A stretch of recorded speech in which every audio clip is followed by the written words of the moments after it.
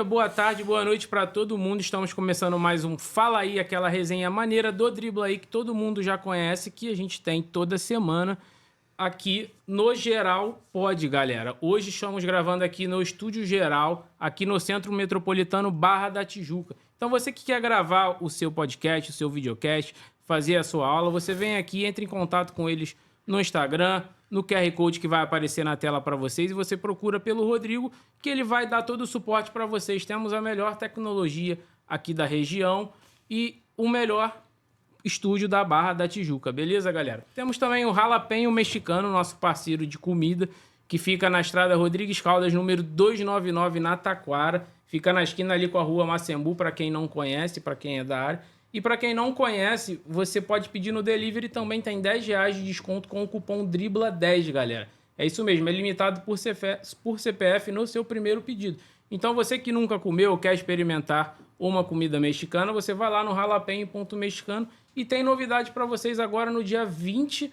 Eles vão inaugurar, dia 20 de dezembro, uma unidade nova no Recreio dos Bandeirantes. Então, para ficar mais próximo para quem é da região sudoeste aqui, Recreio dos Bandeirantes, em breve, Jalapeño Mexicano também na área, beleza, galera? Então vamos apresentar agora o nosso convidado, estou aqui com meu irmão também, um prazer estar com você aí, muito obrigado. René Simões, tudo bem, René?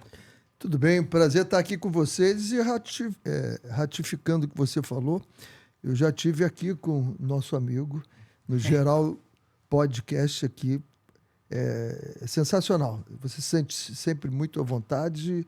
A tecnologia, como você falou, é de ponta, a qualidade da gravação fica excelente e eu me sinto muito bem quando venho aqui.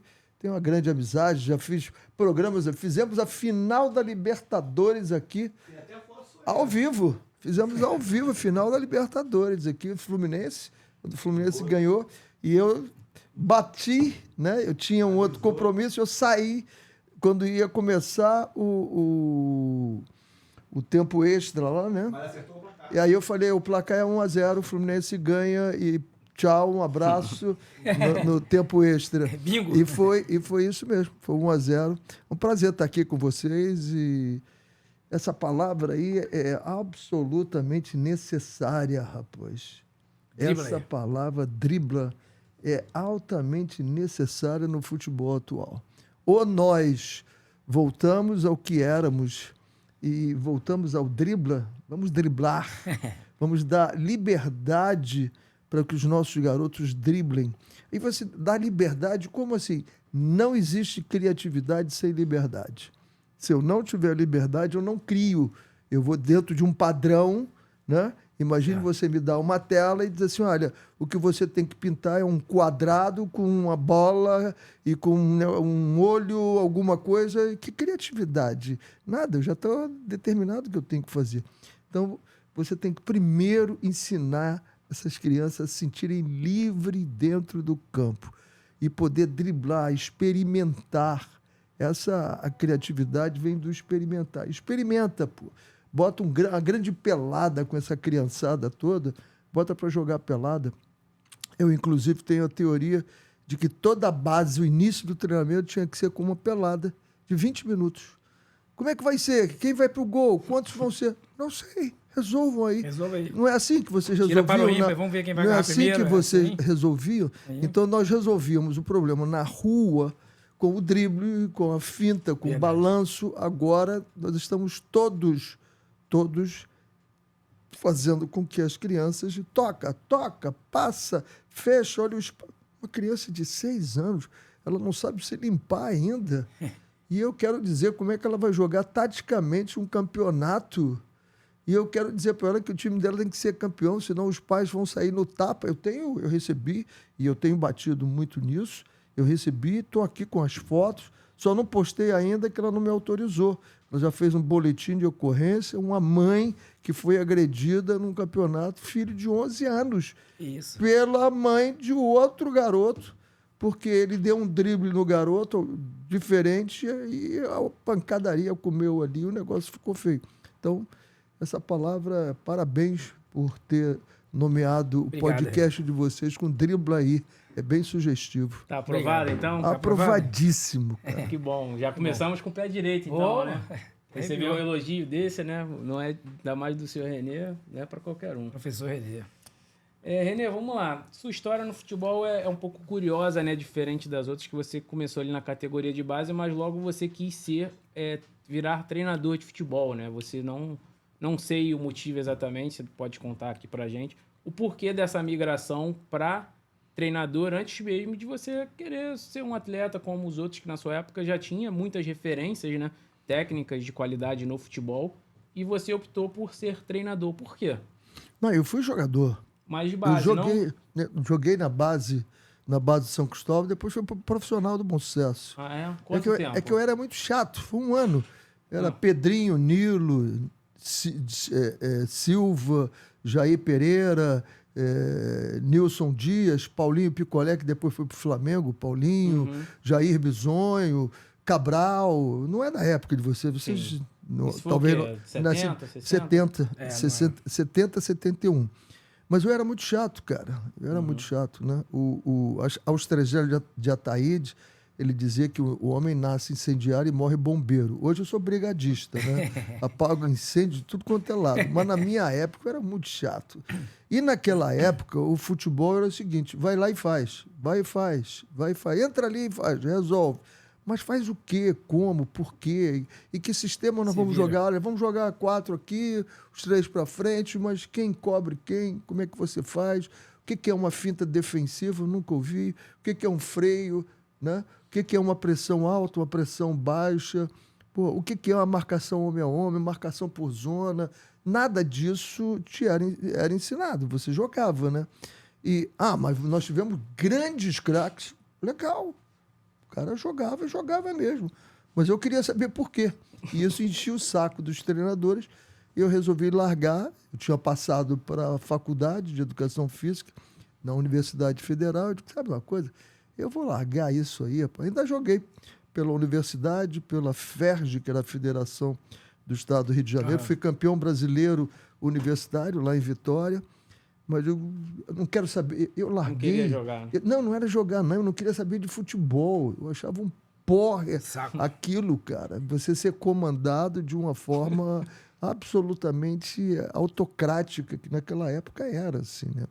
Hoje talvez a gente esteja nem sendo democrático, a gente está sendo libertário, sei lá o que nós estamos fazendo em alguns momentos. Mas depois eu senti muita saudade.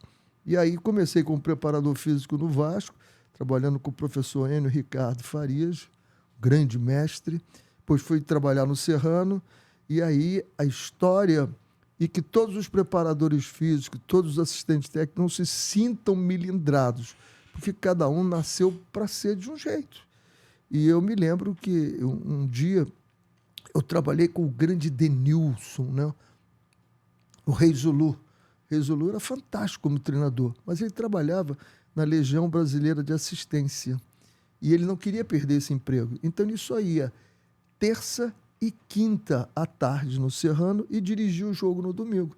Então, eu dirigia na segunda, na quarta, na terça de manhã, na quarta, na quinta de manhã, quando fazia integral, sexta, daqui a pouco sábado.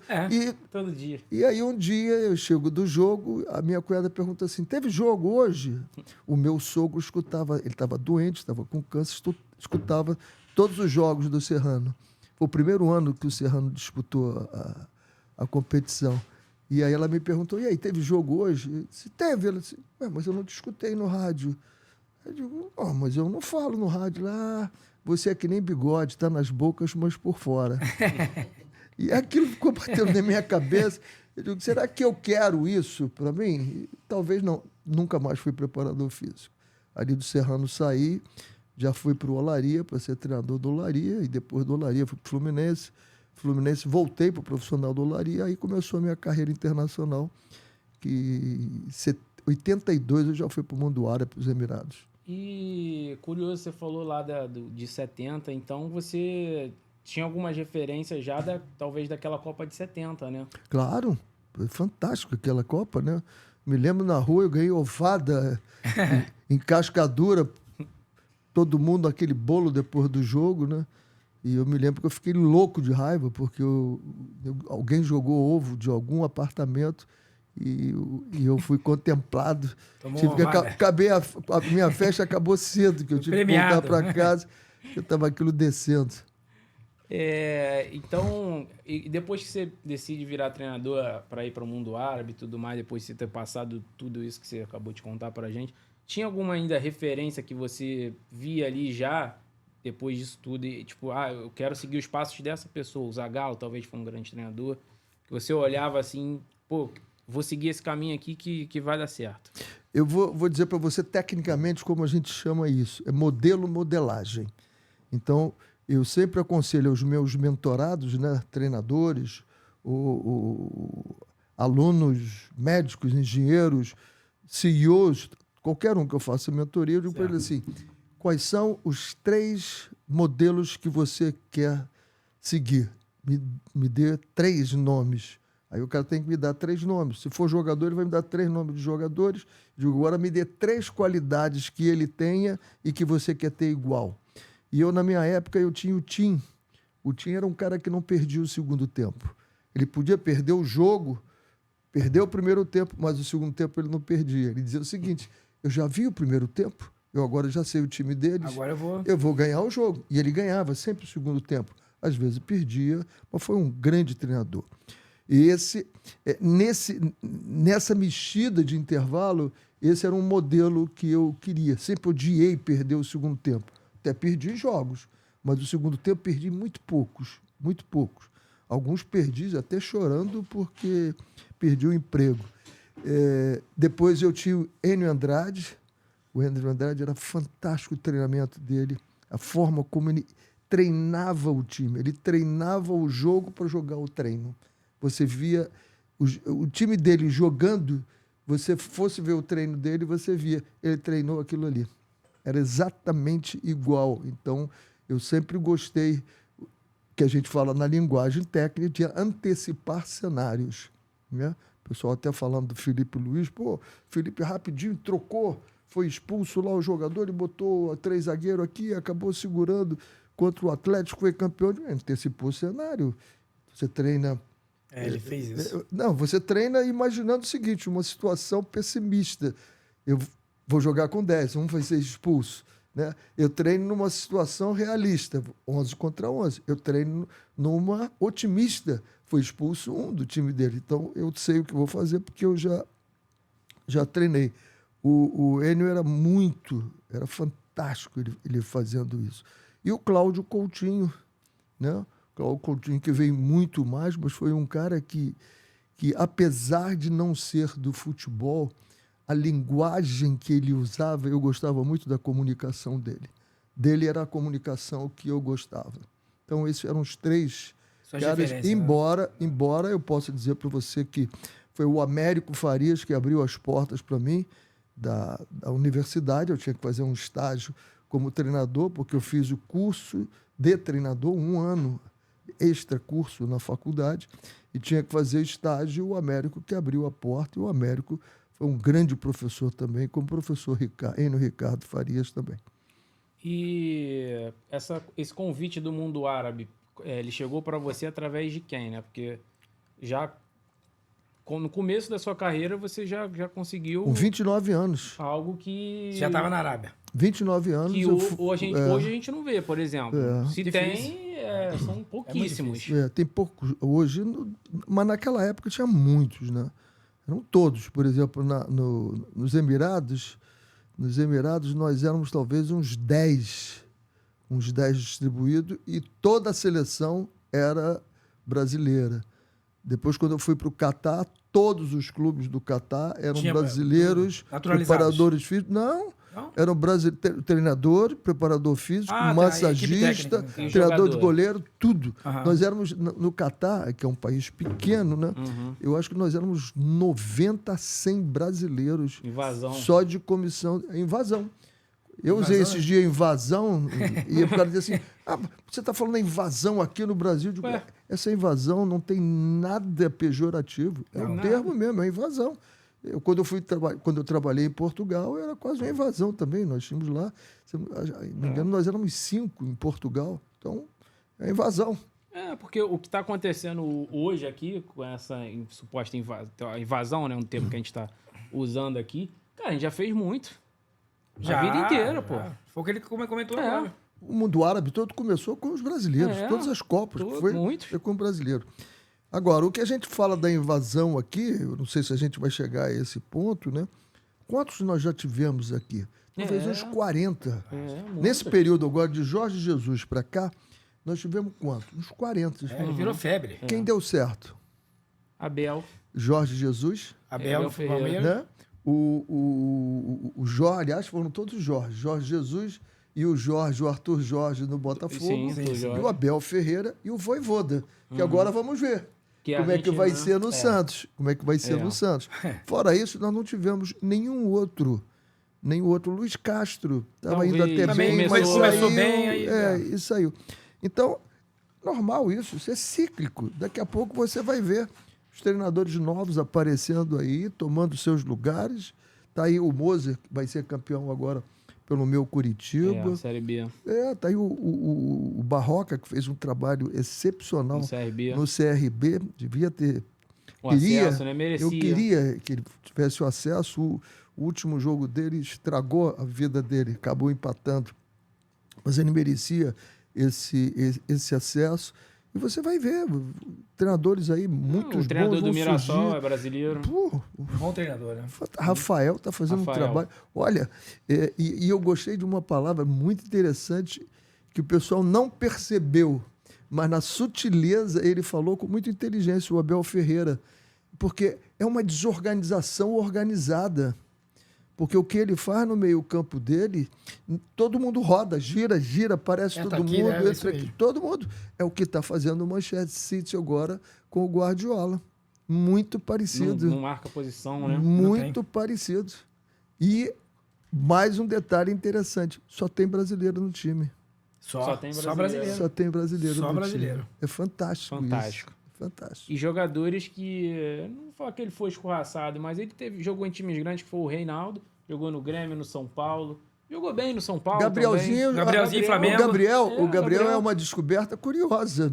O Gabriel estava jogando pelada, com os filhos com os amigos do filho do presidente do Bahia, na época que eu estava lá.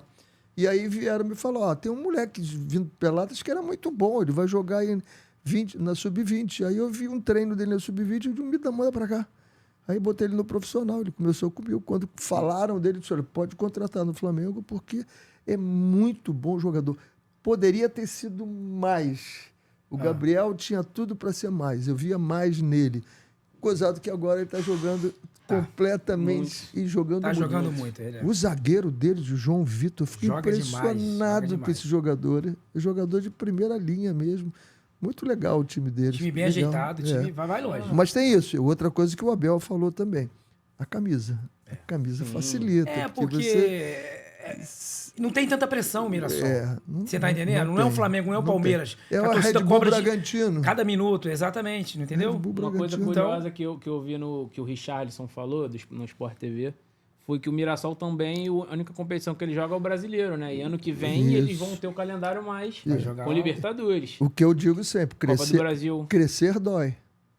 Crescer dói. Tem que suportar o processo, eles vão sentir dor ano que vem. Mas aí é o que você falou, vocês estão falando da pressão, né? Dói, mas de repente não tem toda aquela pressão, né? E eles saíram logo. Então, o que aconteceu é o seguinte, você tem sempre tempo para recuperar seus jogadores. Poucas vezes jogaram, poucas vezes se machucaram. Porque são as máquinas que eles têm. Não é isso não, cara. É que quando os treinadores reclamam, e aí sacaneavam muito o Renato, né? Porque o Renato também falou demais. Esses 3 dias. Mas ele tem toda a razão. Ele adora falar porque isso. O pior dia, cara, é o segundo dia. Você joga hoje, 24 horas amanhã, depois da manhã 48. É o pior. É ali que você está arrasado. E aí, nos 72, você está começando a repor. É uma caixa d'água. Você foi lá, tirou a água, ainda tinha um pouquinho.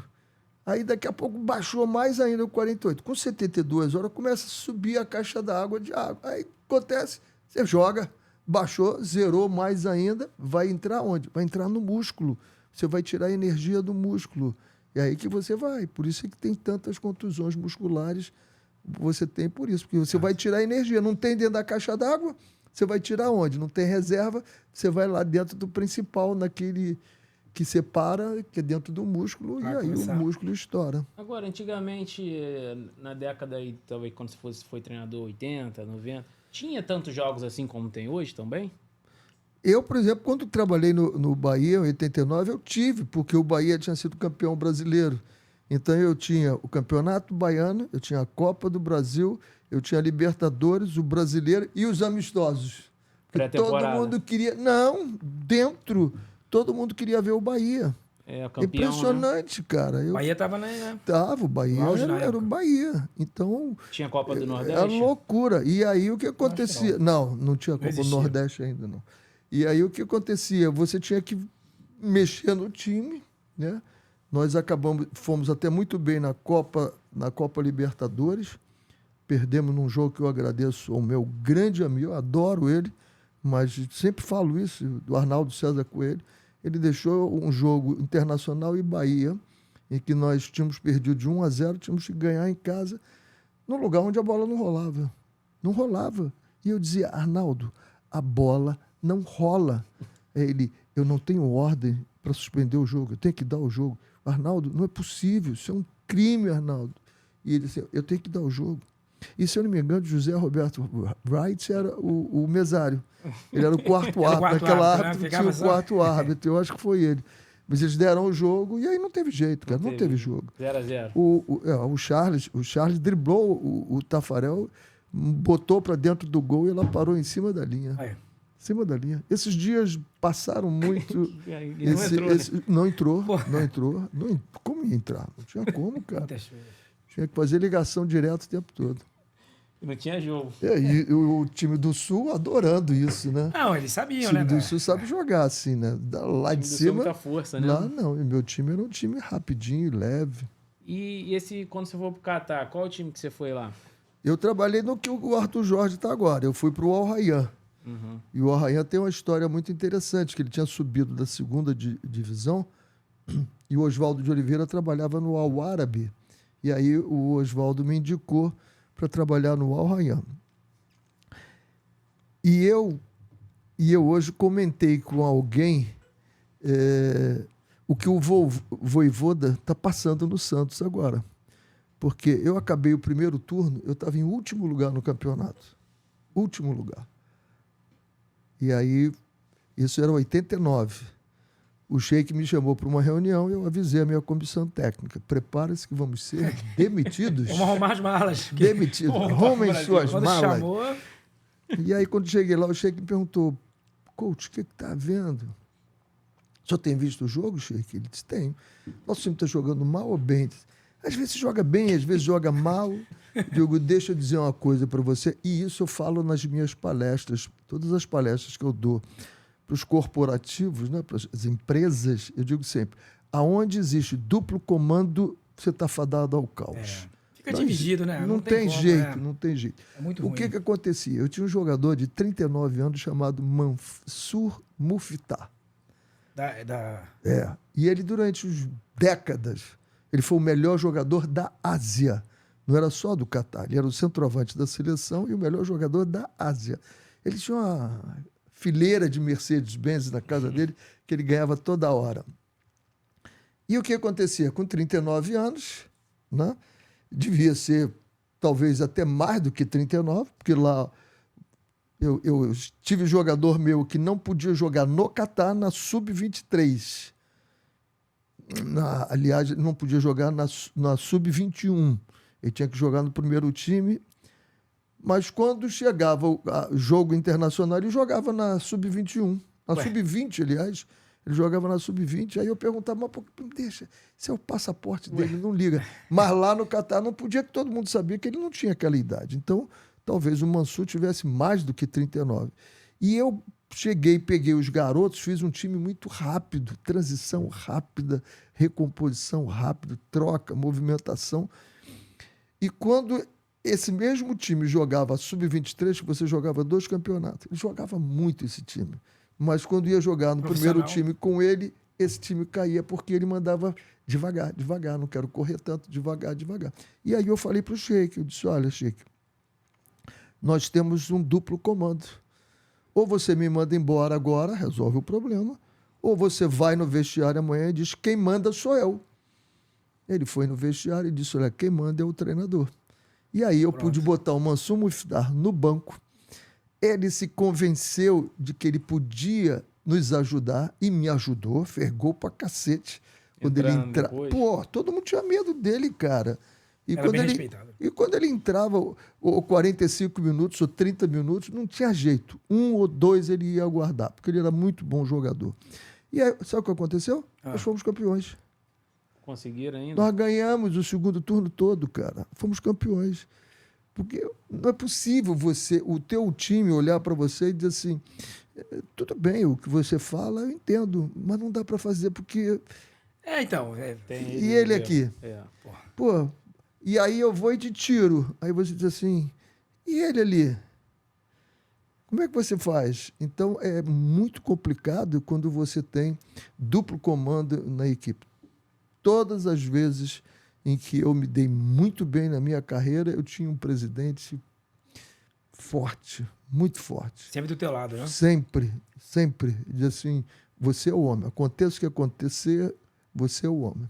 É melhor para você trabalhar confiança, né? Você pega jogador, o jogador, cara. Sim, tem na tua mão.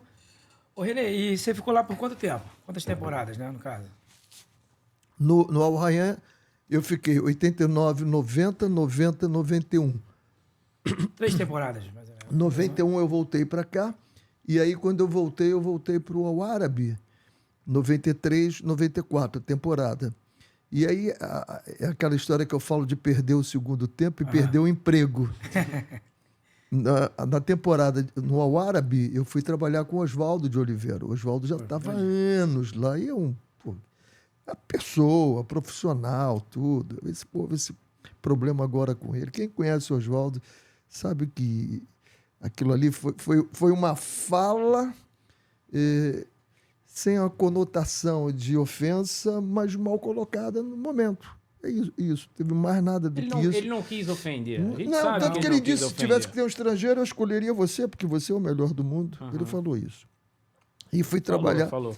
E fui trabalhar nesse clube. E aí trabalhava sempre com a Sub-23 e o primeiro time. Fomos campeões da Sub-23, fomos campeões nacionais, ganhamos uma Copa e íamos para a última Copa, que é a Copa do Rei. Lá eles chamam de Emir, mas é a Copa do Rei. E eles queriam renovar meu contrato de qualquer jeito, me chamaram. E eu dizendo, espera, eu estava mascarado demais, cara. Eu parecia um pavão. Porra, sabe aquele peito de pombo? Estava lá em cima. Eles vão ter que dar muito dinheiro, porque eu ganhei tudo, pô. Vamos embora. Rapaz, no segundo tempo daquele jogo, nós fizemos 2-0. No segundo tempo, eu fiz uma substituição, mas um absurdo, rapaz. Eu estraguei meu time. Nós perdemos de 3-2. Viraram o jogo. Perdemos de 3-2. E aí, no dia seguinte, eu fui ao clube, que estava marcado uma reunião, e eu disse, bom, eles vão me oferecer talvez o mesmo salário, alguma coisa. Nada, me deram uma carta de demissão, me mandaram embora. Que isso? Muito obrigado, do nada. Na minha casa, a gente não fala que é coincidência, a gente fala que é Jesuscidência. E aí, quando eu chego ao Brasil, tinha a indicação para ir para a Jamaica.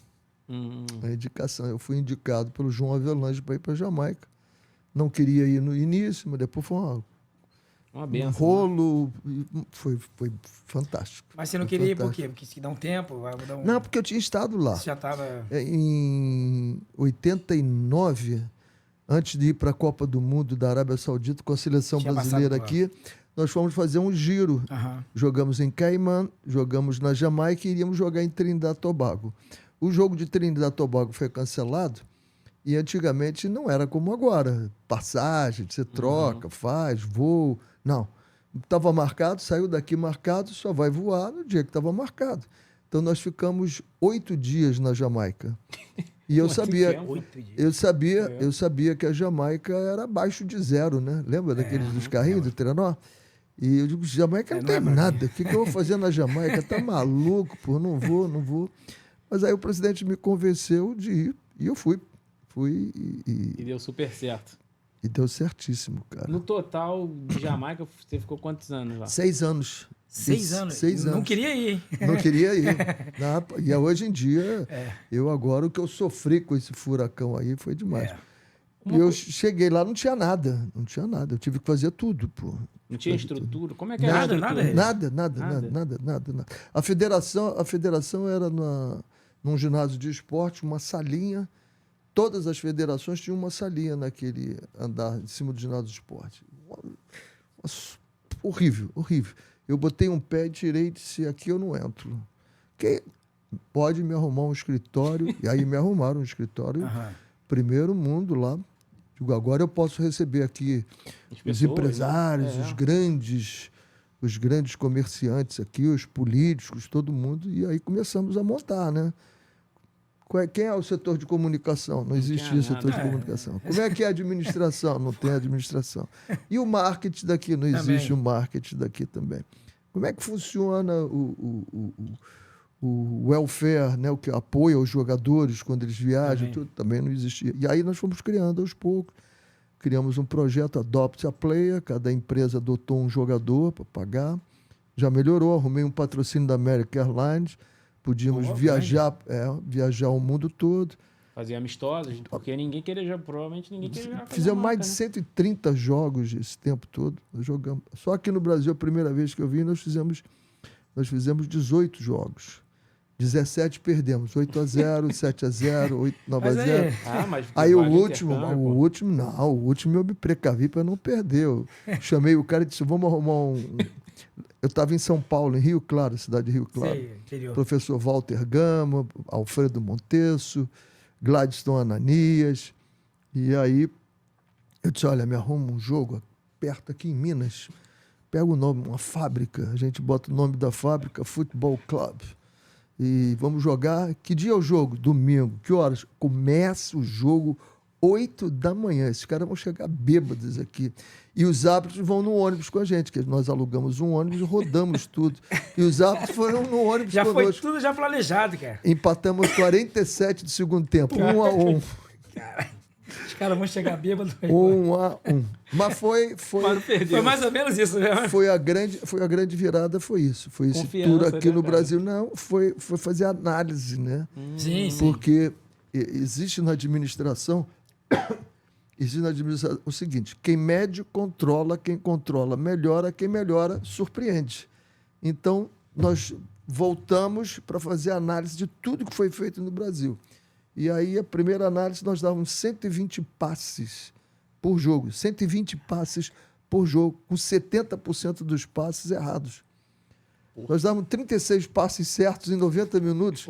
Era quase que um passe certo a cada 3 minutos do jogo. Impossível. E aí estabelecemos uma meta, que era a seleção brasileira do Parreira, que dava 600 passes com 80% de passes certos. E aí começamos a medir. Cada treino, cada jogo, tudo era medido. Ponto 1. Ponto 2. O jamaicano, ele fala inglês, mas ele tem um dialeto lá chamado patois. E o patois é muito agressivo. Muito agressivo. Por exemplo, eu falo, where are you going? Para onde você está indo? No jamaicano, patois, are you going? É bem agressivo. É agressivo demais. E eu, na minha comunicação, Não pode. né, eu comunicando com eles do meu jeito. E quando nós descobrimos, assim, será que a gente está comunicando certo com esses caras? Será que o jeito da gente falar toca eles? E aí é o que a gente chama de primeira linguagem. Eu falo muito isso para os empresários nas palestras. Tenha cuidado com a primeira linguagem. Talvez a tua primeira linguagem seja uma linguagem suave, educada, teu pai, tua mãe. Talvez o teu pai fosse daquele cara que, pô, Ele não falava, ele já te metia a mão logo, já te arrebentava e vai. Então, quando eu vou agressivo contigo, você não aceita. Quando eu vou suave contigo, você também não entende. Pô, o que é que esse cara tá falando comigo? Pô, tô certo. Ele só vai entender que ele tá errado na linguagem tua. E aí eu comecei a chutar saco de todo mundo, voava todo mundo, e eles na maior alegria, né? E, pô, acertamos a linguagem. Depois começamos a entender que não dava para jogar com uma linha de 4. Eu tive que meter o meu... Gozado que o meu líbero, ele tinha 5 centímetros a mais do que eu. Eu tenho 1,67 m, o meu líbero tinha 1,72 m. Baixo para um líbero? Porra, e jogava pra cacete, cara. Porra, era incrível. Nós jogamos contra a Colômbia. Colômbia, todo aquele timaço da Colômbia, em casa, ganhamos dele. Ele deu um banho em todos eles, pô. Ele fazia o que eu falei, da finta defensiva. Eu fico louco quando um lateral recebe uma bola nas costas, o ponta entra em velocidade, o zagueiro vem em linha reta e dá uma trombada nele. Porra, vai e faz isso. Ameaça e faz a finta. O cara vai antecipar e você rouba a bola. Ele brincava de fazer isso, o posicionamento dele. E outra coisa, naquela época, nós já saíamos jogando por trás. Ele saía jogando. Ele jogava, tinha muita qualidade no passe dele. Chamava a responsabilidade. Era ele. Né? Então, ele saía de trás para construir no meio-campo. Eu começava com ele. Então, nós já tínhamos essa noção. E um dos laterais, eu puxei, que ele era bem alto e bom, eu puxei ele para zagueiro. Ele fez o zagueiro. Enfiei um ala, um baixinho louco. Rápido. Ele faleceu até, coitado. Esquecendo o nome dele agora, daqui a pouco eu lembro. Ele até faleceu, mas era rápido. O meu lateral esquerdo, eu botei um garoto de 17 anos, Bib Garden, que jogou 10 anos no Walter da Inglaterra. Foi capitão do time, inclusive. Então, os jogadores, você conseguiu fazer essa exportação para a Europa? Não. Depois, esse foi o único que foi para a Europa. Tá. Porque eu joguei 20 jogos para classificar. Em 14 jogos, eu joguei só com os jogadores locais. Os últimos 6 jogos, eu disse, não vai dar com esse time. Eu estava em último lugar. Nós jogamos 2 jogos, depois jogamos passamos, mata-mata. Mais 2 jogos, passamos mata-mata. Depois fomos para um grupo de 4. México, Honduras, Jamaica e São Vince. Quem é o primeiro lugar? México. Quem é o segundo? Honduras. Quem é o terceiro? Jamaica. Bom, só que nós invertemos isso. Nós saímos em primeiro lugar, o México saiu em segundo. Já foi um grande boom. E aí fomos para o Final Six, né? Eram 6 no final, que era México, Estados Unidos, Costa Rica, El Salvador, Canadá e Jamaica. Quem é o último? É Jamaica.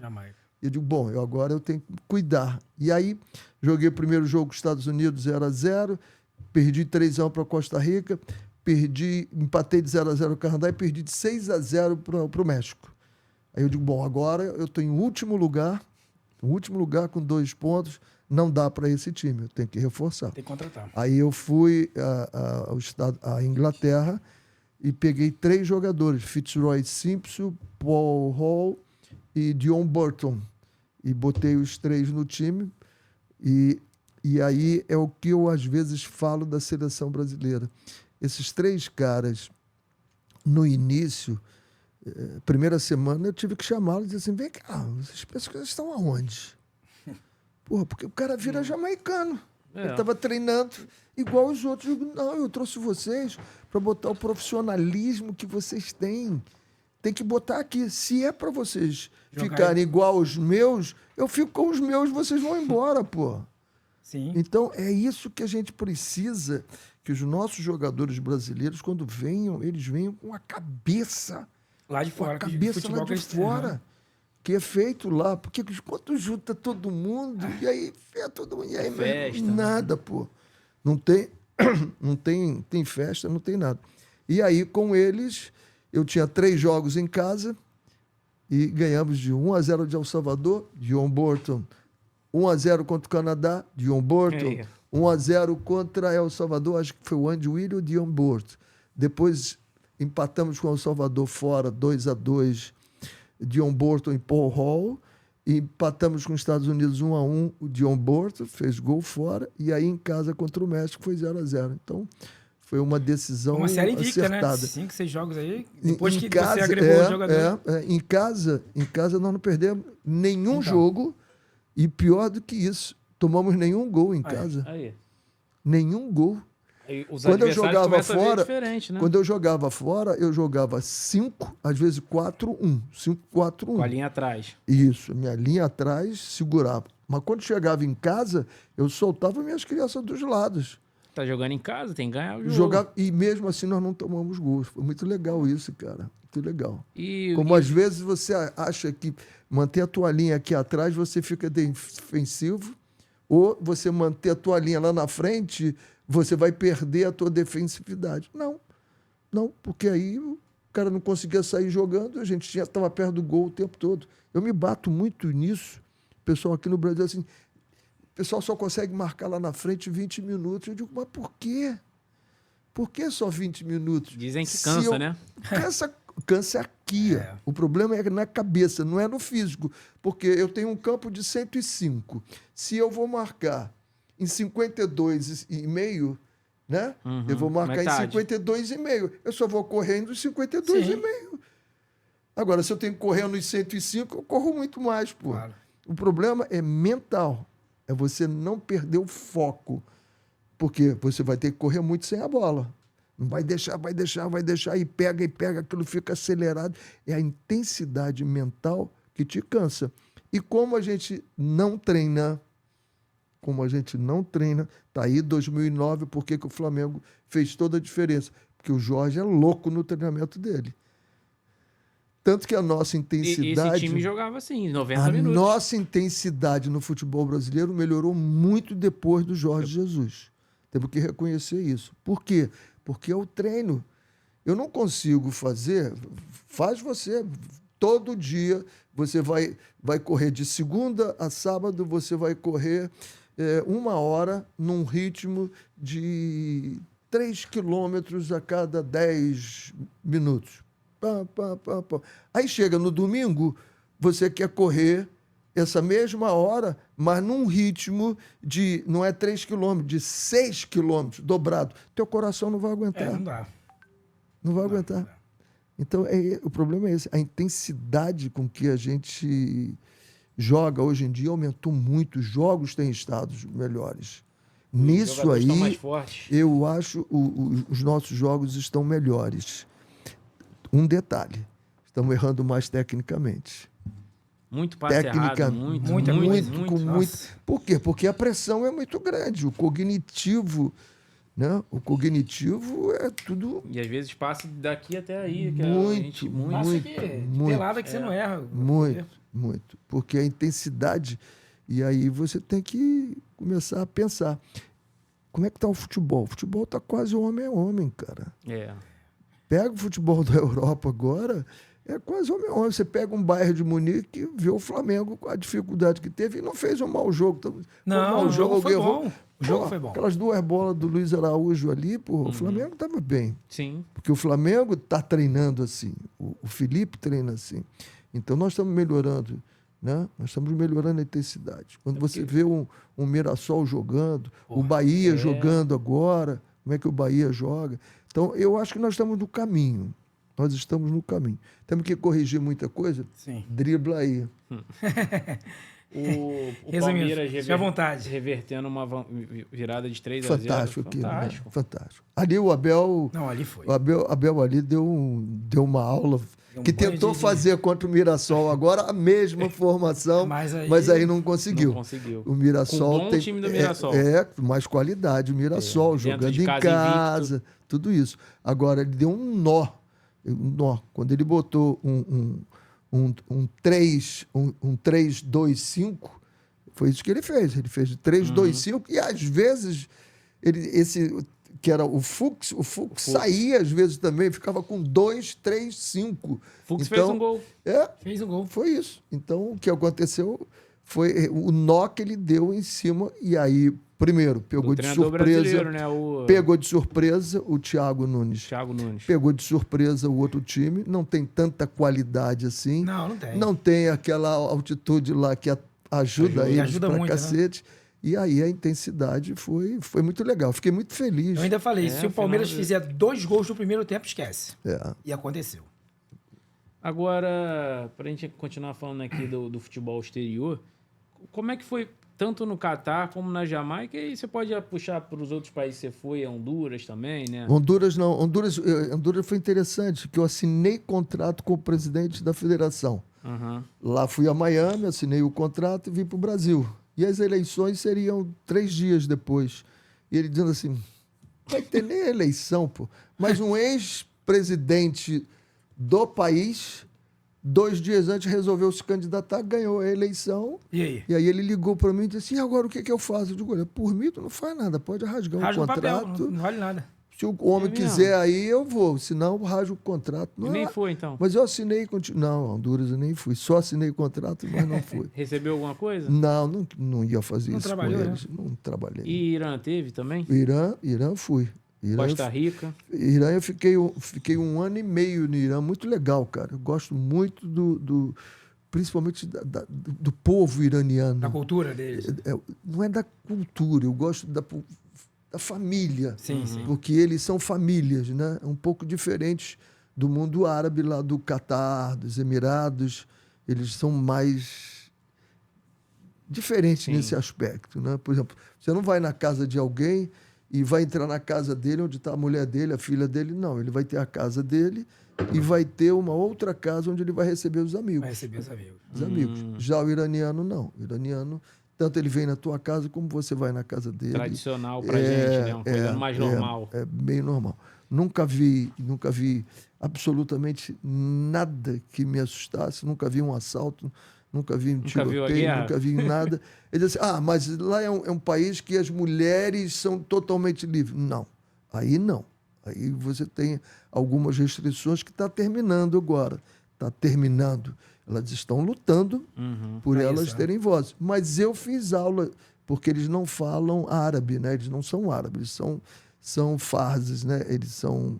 E o que ele faz é farze, a língua deles, o iraniano. Eles são persas, aliás. Eles são persas, não são árabes. E ele fala farze. E eu entrei na escola e tinha mulheres. E discutiam política, discutiam tudo. E eu fiquei muito interessado naquilo. Inclusive, teve uma vez que me pediram para dar uma aula sobre como era o Brasil, como era tudo o Brasil. Legal. Mas era uma coisa mais restrita. Né? É uma coisa mais restrita. Mas como é que foi para você lidar com em todos esses países que você passou, né?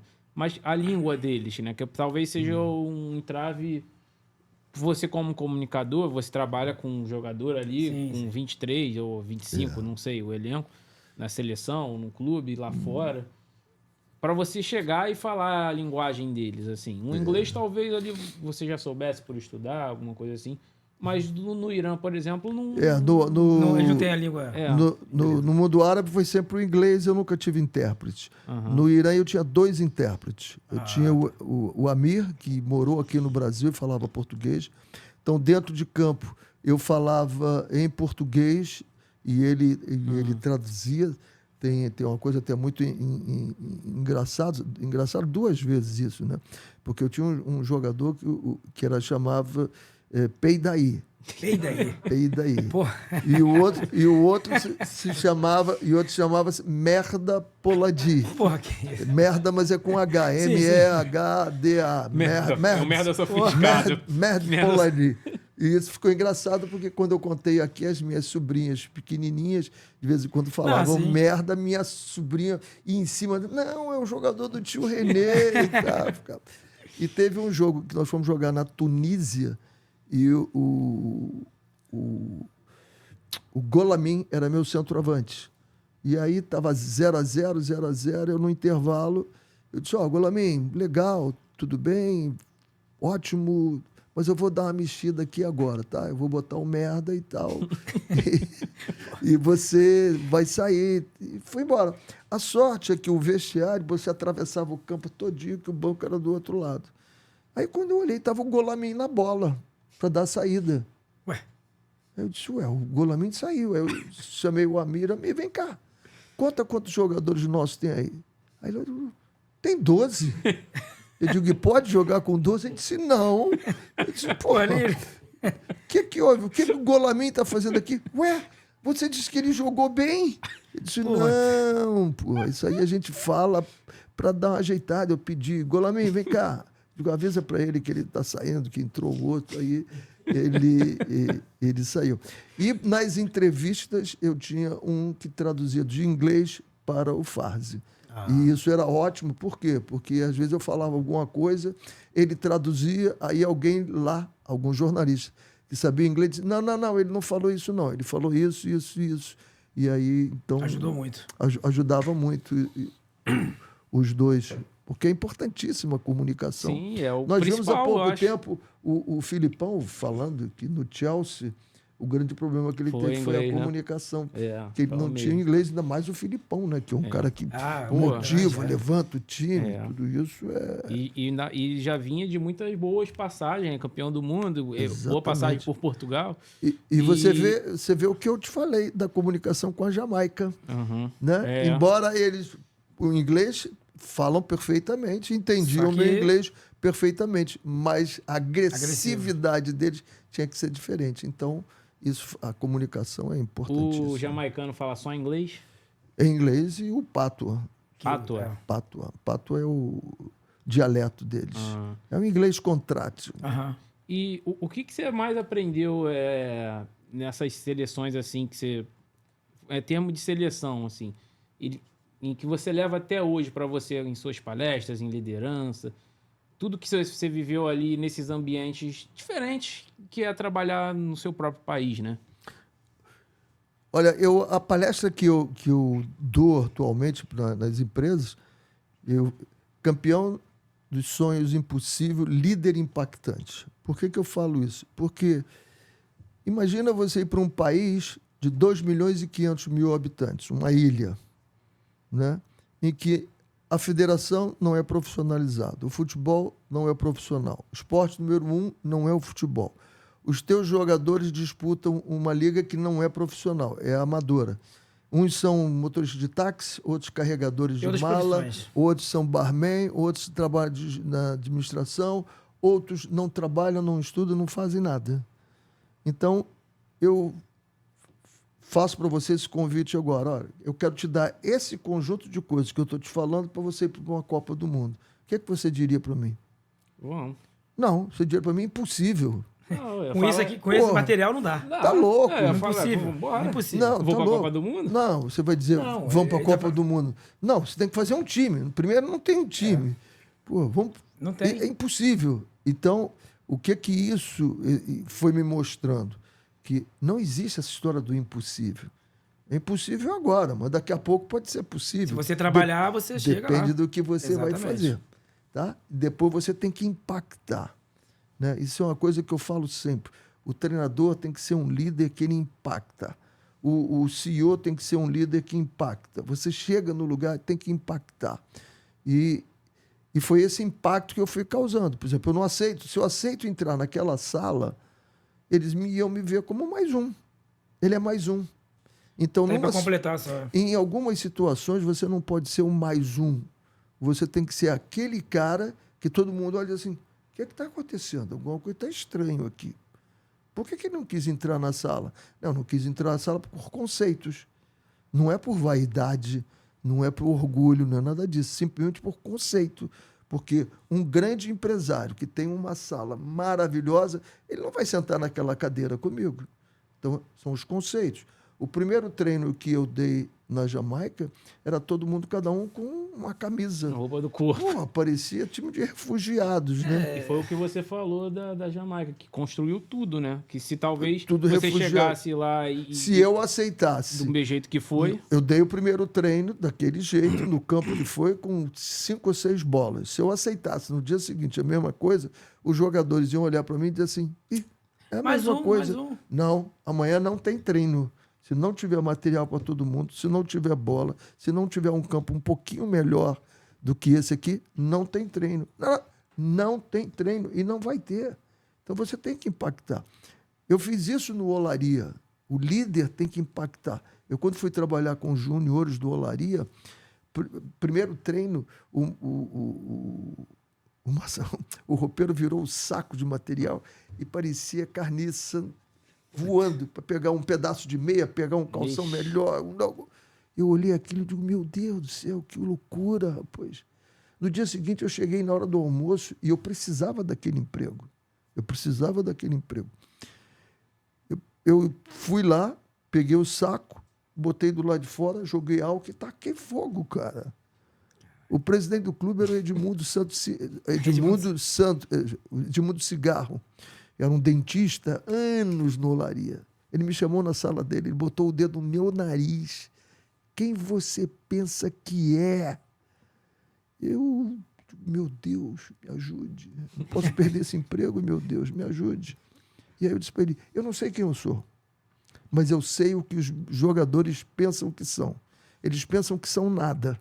Porque quem recebe nada, como você dá para eles, se acha nada. E quem se acha nada, faz o quê? Nada. Saia da minha sala. Ele me expulsou da sala. Eu fui para casa. Perdeu o emprego? Entrei em regime de jejum, oração, pedindo a Deus. No dia seguinte, eu tinha todo o material novinho, bola, material de jogo, tudo. Nós fomos vice-campeões cariocas naquele ano. Sub-20? O Vasco foi campeão na Sub-20. Na verdade, antigamente era juniores, né? Era os juniores. Uhum.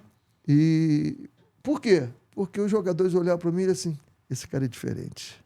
Esse cara é diferente. Ele veio para fazer a diferença. Com ele no exército, fazia o seguinte, com esse cara eu vou à guerra. Sim. Com ele eu vou à guerra. E isso te abre portas, né? Você fazendo um bom trabalho no Olaria, na própria Jamaica. Já abre portas para tudo na vida, né? Para a tua profissão. Claro. Futebol é resultado. Só tem uma coisa que resolve, é resultado. Desses países que você passou aí, são vários, né? O currículo. São 7. O que mais te marcou? Cada um tenta, né? O que mais te marcou, assim, que você falou assim, caraca, teve impacto? Para mim é...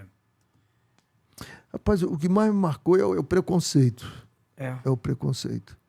Tanto que na Jamaica nós estabelecemos um propósito que não era jogar futebol, era ganhar voz para poder dizer que o racismo é a maior idiotice que você pode imaginar no mundo, é o racismo.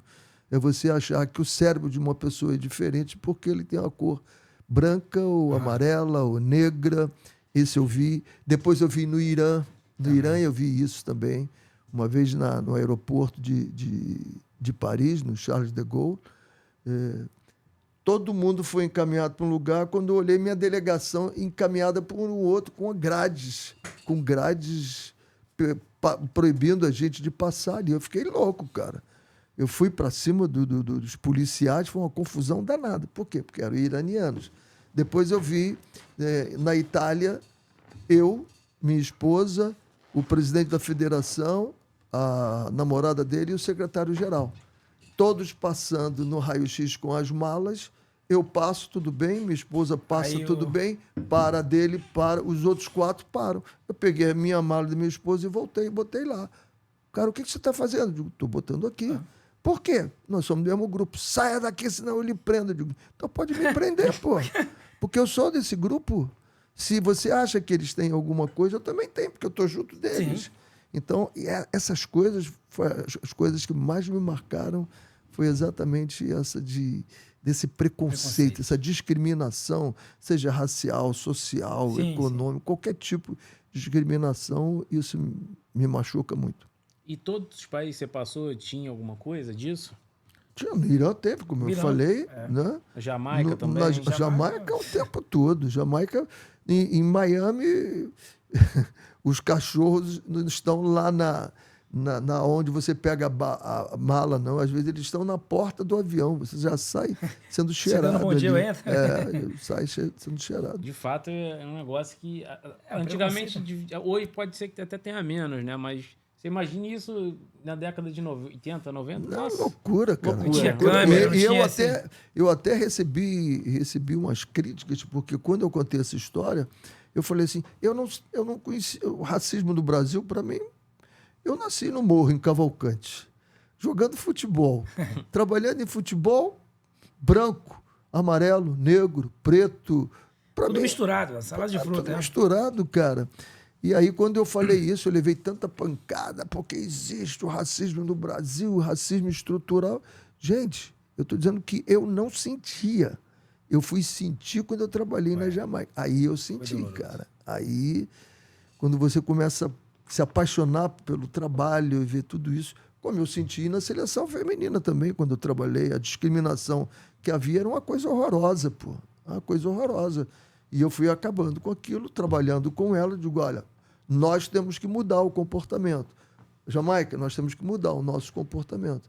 Pô, nós nos concentrávamos no Le Méridien Piccadilly, no centro de Londres, cara.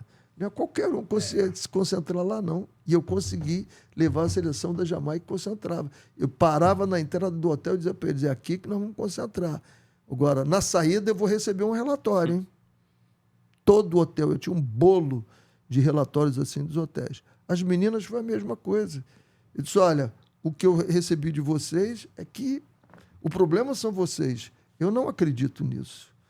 Eu acredito que o problema é outro. Vamos ganhar voz para a gente poder modificar isso? E isso trabalhou de forma extremamente positiva. Antes da gente falar aqui agora da seleção feminina, fala um pouco da seleção brasileira de categoria de base sub-17, sub-20, foi isso? Foi. Primeiro foi a sub-20, né? Eu peguei a sub-20. Foi 89, 91, 89. É 91, né? Eu peguei primeiro eu peguei em 87 a sub-23 para ir ao torneio de Toulon. E tinha o André Cruz, Tafarel, Mazinho, esses três foram jogadores de seleção... Copa do Mundo. Copa do Mundo. E depois eu peguei a seleção sub-20 e fomos campeões na Argentina. E depois fomos disputar e fomos terceiro lugar na Arábia Saudita. Mais uma vez por culpa minha. Culpa minha. Erro de posições. De achar que a minha seleção não precisava se preocupar com a outra seleção. Porque nós rasgamos o campeonato e fomos jogar a semifinal contra Portugal. Portugal tinha perdido de 3-0 para a Arábia Saudita. Aí tu falou, tá ganho. Pô, não se preocupa com isso não. Que... Me disseram isso. E aí o que eu falo para os meus mentorados treinadores? Não quebre a rotina.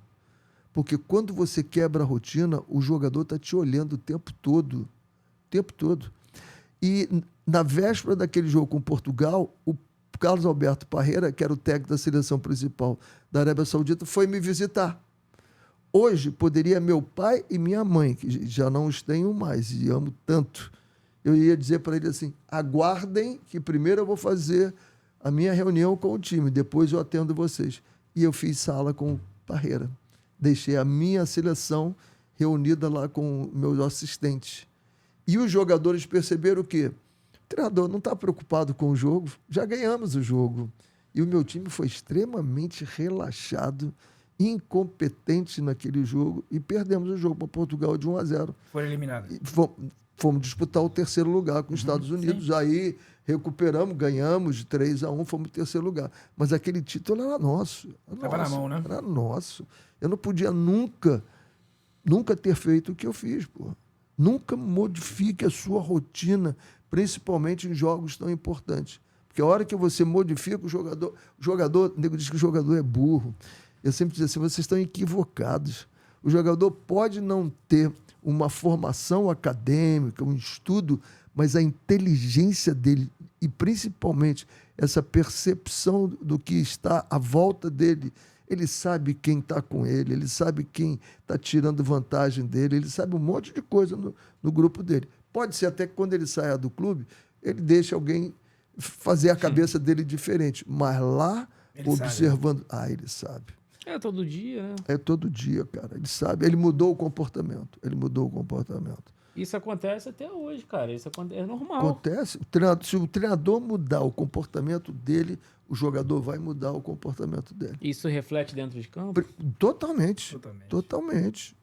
Você tem que manter a tradição. Eu me lembro que eu fazia mentoria com o Carille, e aí, assim que ele assumiu o Corinthians, eu fazia mentoria com ele. E aí ele foi para a final. Primeiro jogo ele ligou de 3-1, ele me ligou de madrugada. E agora? Nós jogamos o primeiro jogo de 3-1. Eu disse, que hora você chega no clube todo dia? Ele disse, eu chego tal hora. Chega tal hora. O que você faz? Toma um café com todos os funcionários. Toma um café. Que hora começa o treino? Começa o treino. Treino que você já dá. Deu o treino. Não mude.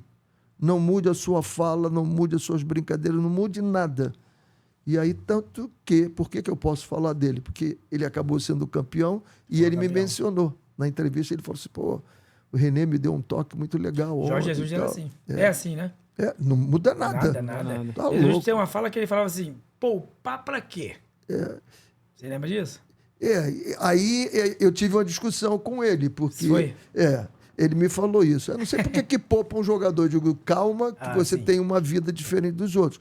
O Flamengo treina no Ninho, pega o ônibus, entra por trás do aeroporto, fica numa salinha sozinho, vai pro avião, entra lá, joga. Acabou o jogo, entra numa salinha, entra no avião, já está fazendo recuperação, já está alimentando, chega aqui, vai dormir de manhã ou na concentração. Já está bem de novo. Casa.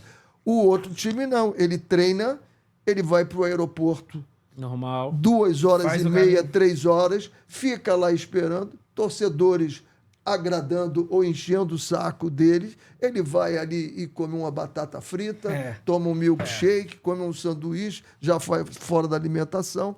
Aí no dia seguinte, você joga, acaba o jogo, chega meia-noite no hotel, acaba de comer 1 e pouco da manhã, vai pro quarto, não dorme, 8 horas tu tá acordando para ir pro aeroporto para voltar para jogar. Peraí. Isso é totalmente diferente, amigo. Isso é diferente. Entendeu? A tua recuperação é diferente da dos outros, completamente. Isso eu falei com ele. Mas ele tinha isso de não mudar a rotina dele de jeito nenhum. Não mudava. E quem te fez o convite para a seleção sub-20 na época? Seleção sub-20. A Nabi Abichedid. Não, do Brasil. Nabi Abichedid, o Nabi, na época, ele era o vice-presidente. E você estava trabalhando em qual clube? Eu estava saindo da Portuguesa e assinando com o Guarani. Já estava certo com o Guarani. Paulista, né, cara? Portuguesa Paulista, assinei com o Guarani. Só não coloquei a assinatura, mas estava tudo certo. Aí o Nabi me ligou, eu vim ao Rio, ele falou... Eu disse, deputado, desculpe, mas já acertei com o Guarani. Ele pegou o telefone, era o Beto Zini. Beto, olha aqui, ó, o René agora é treinador da seleção, não é mais tão não, arruma outro. Ué. Aí fui para a seleção, foi assim.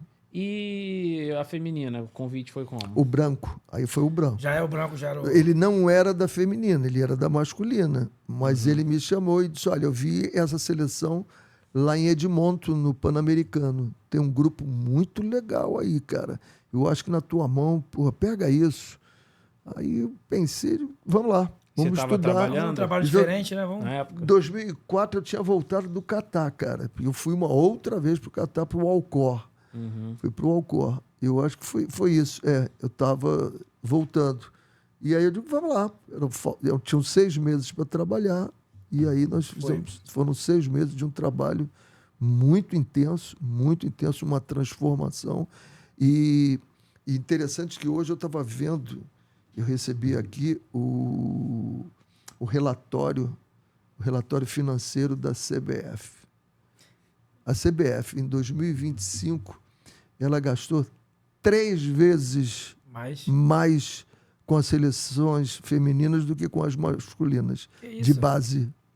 3 vezes mais. São 126, eu tenho aqui, 126 milhões para a seleção feminina e para as de base são 42, 43 milhões. Então, você imagina, eu em 6 meses, eu só consegui fazer um jogo internacional contra outra seleção nos Estados Unidos, porque eu arrumei o jogo com a seleção, também eu tinha a passagem, e aí eu combinei com uma menina lá dos Estados Unidos, que eu me dou muito com ela, eu disse, olha, eu quero fazer 4 amistosos contra universidades. Me arrumo o alojamento e eu dou uma clínica em cada lugar que eu for. Com as minhas meninas, eu dou uma clínica de futebol e dou uma clínica para treinadores. E aí eu consegui. Você mesmo. Eu fui. Tudo. Mas quando o Branco chamou você, você sabia que era desse jeito? Eu sabia que era abaixo de 0. Era abaixo de 0. Como se fosse o trabalho que você fez na Jamaica? Não tão profundo, né? Não profundo, porque eu tive que me preocupar com o time, né? Mas depois teve uma época que eu até disse que ia me demitir, né?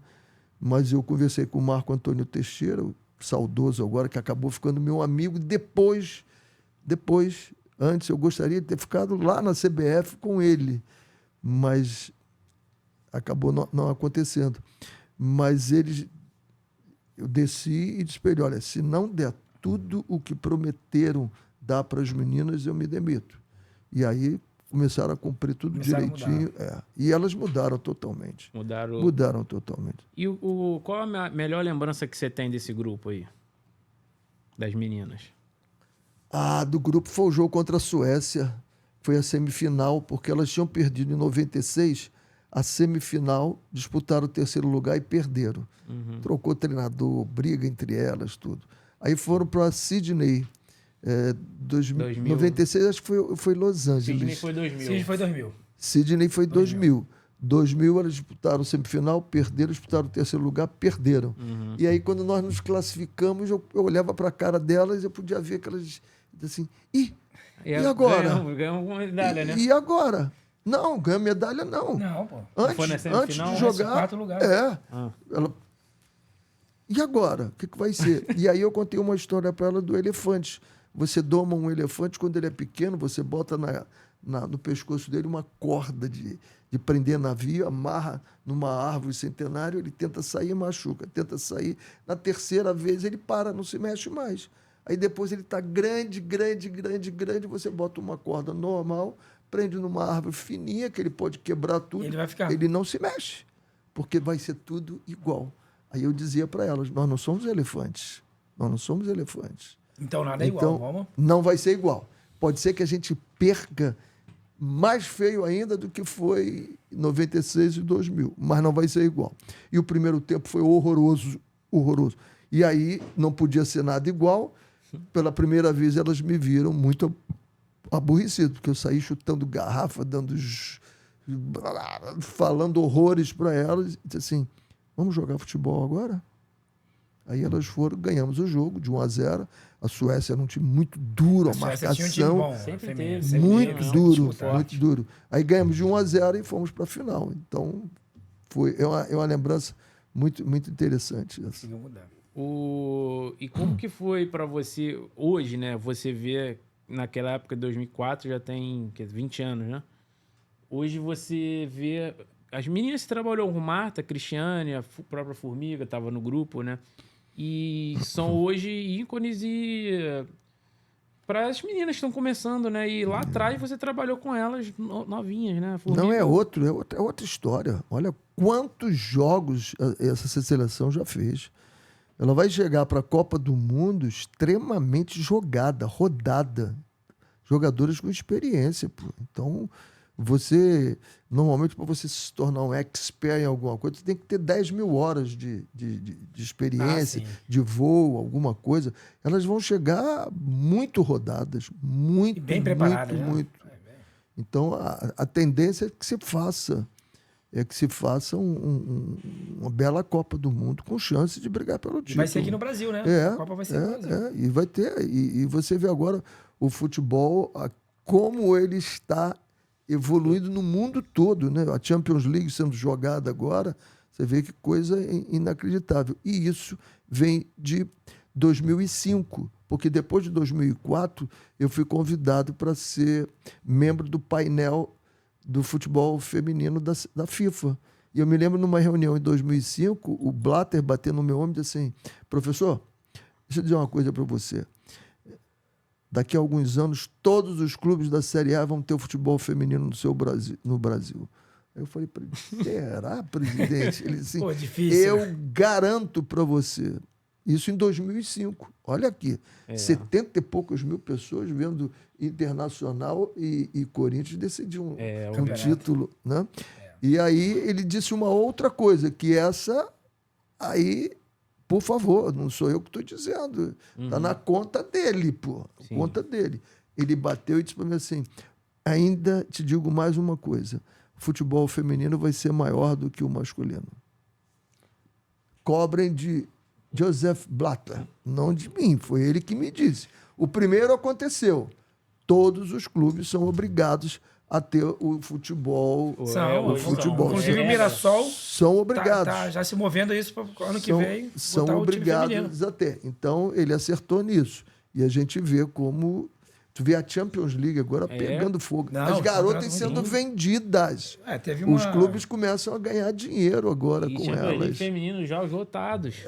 Arsenal, Chelsea. Inclusive tem uma brasileira que foi vendida, não sei se foi Barcelona, 5 milhões jamaicanas, de dólares. cara. O primeiro ano que as jamaicanas viajaram foi em 2008, 2009, que eu trouxe um grupo aqui para o Brasil.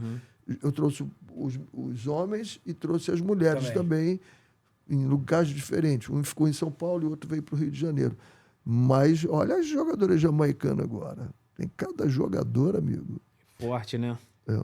E teve uma história que eu vi, eu não sei se foi recente, eu não sei se foi no Charla que eu vi o vídeo sobre uma operação que a Cristiane precisou fazer.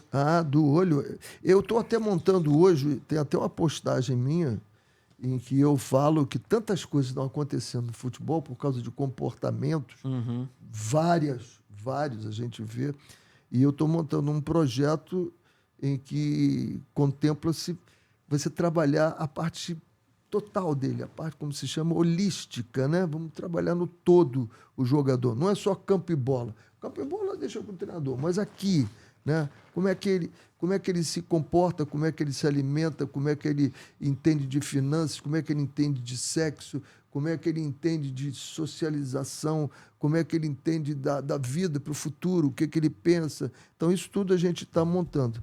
Então, a Cristiane, eu ia cortá-la da seleção. Ela só ia para um lado, só para um lado, só para um lado. Aquilo me irritava, ela.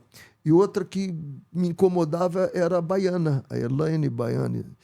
Quando a gente estava dando a escolinha do professor Simões, que eu sou adepto do que o Jorge Jesus fala, o treinamento em sala. Primeiro eu treino em sala, depois eu vou para o campo, porque ela já está sabendo. E aí ela ficava assim, do que é isso? Aí eu não vejo direito, professor. Tá bom. Mandamos as duas, o Rogério Neves levou as duas para São Paulo. E a Cristiane, ela tinha um apelido até de Zoio, e ela precisou de uma lente especial, diferente. E a Baiana botou nos 2 olhos, só corrigiu o grau delas. A Rosane a Cristiane era algo especial. A Baiana era normal, simples, só normal. As duas chegaram, engraçado que eu estava em campo, as duas chegaram e pularam em cima de mim. Pularam, me jogaram, derrubaram.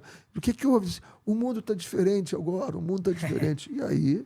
Hoje a Cristiane é uma grande jogadora, né? Ela é a maior artilheira de Olimpíadas entre homens e mulheres, é a Cristiane.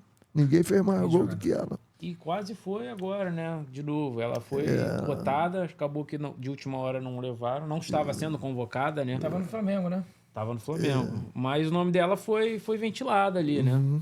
Porque até hoje ela joga, né? Sim. Então, você enxerga hoje muito positiva a evolução 20 anos depois do futebol feminino no Brasil, tanto no mundo, Fica todo mundo, eu vejo às vezes, principalmente as mulheres, né, quando elas são comentaristas, todas agoniadas de que o futebol tá devagar. Peraí, calma, gente. Pô, em 20 anos, o que cresceu? Pô, você vê, tem jogo na televisão o tempo todo. O tempo todo você vê os jogos. Tem. Tem patrocinadores agora. Coisa que não existia, né? Pô, Campeonato Brasileiro, as minhas jogadoras, elas jogavam, Libertadores. elas jogavam 3 meses só a campo. O resto tudo era futebol de salão. A Formiga jogava 3 meses, a Juliana jogava 3 meses de campo, depois elas jogavam salão, né? E conseguiram chegar onde conseguiram chegar pela qualidade, muita qualidade. Formiga, que jogadora. Acho que vai ter o Mundial agora, a primeira vez, né? Mundial de clubes. Eu acho que o Corinthians vai jogar porque foi campeão da Libertadores. O Mundial que tem, né? Fantástico isso, olha, pô.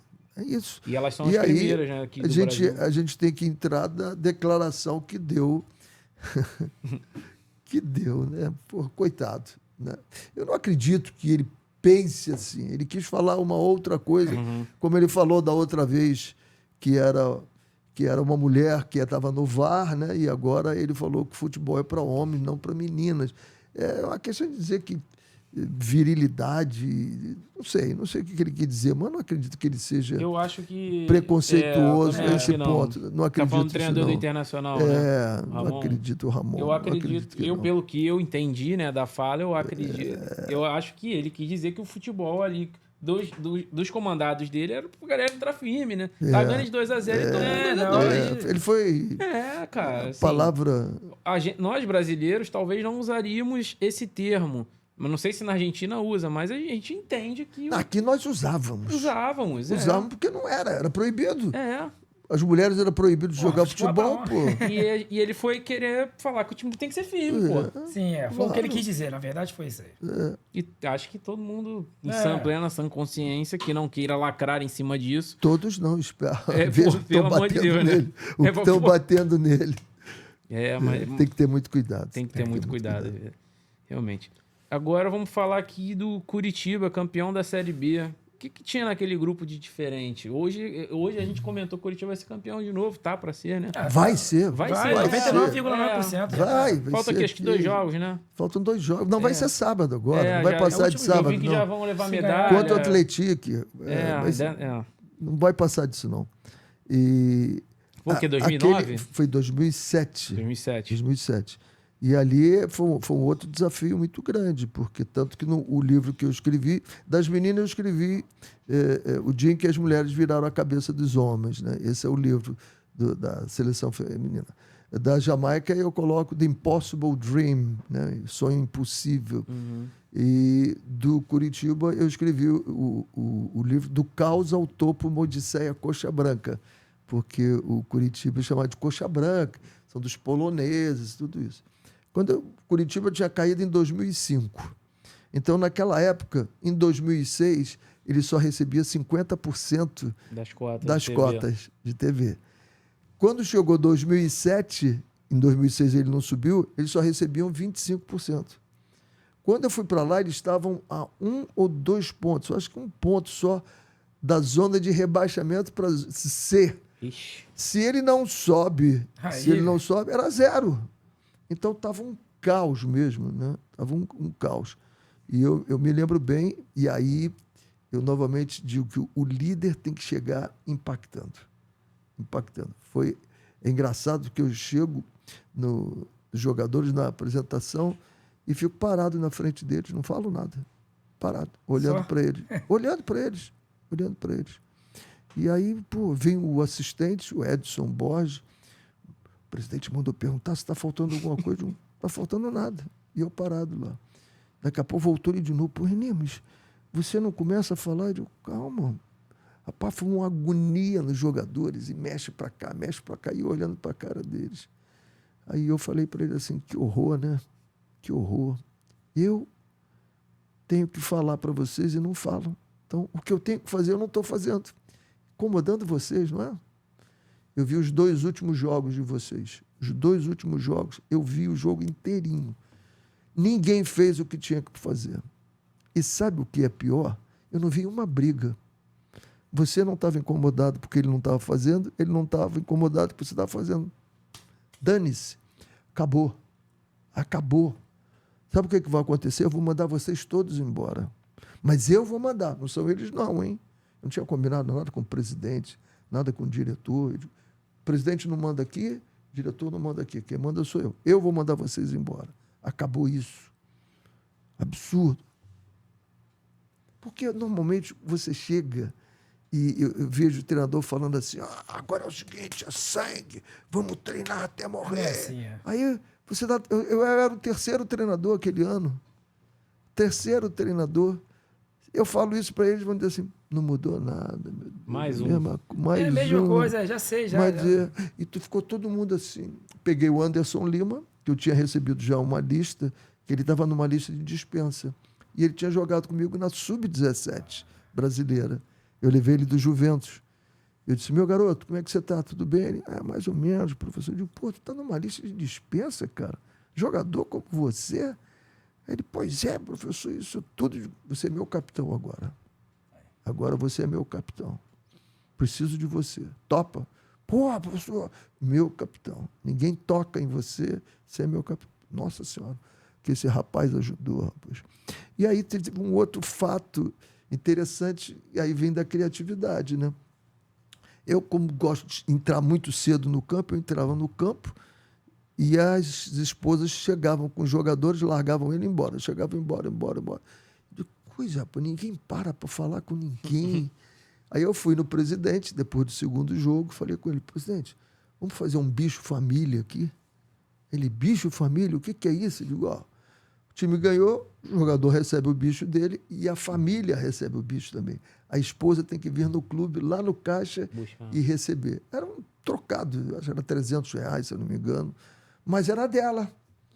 Cara, eu às vezes começava o treino, terminava o treino e elas estavam lá batendo papo ainda.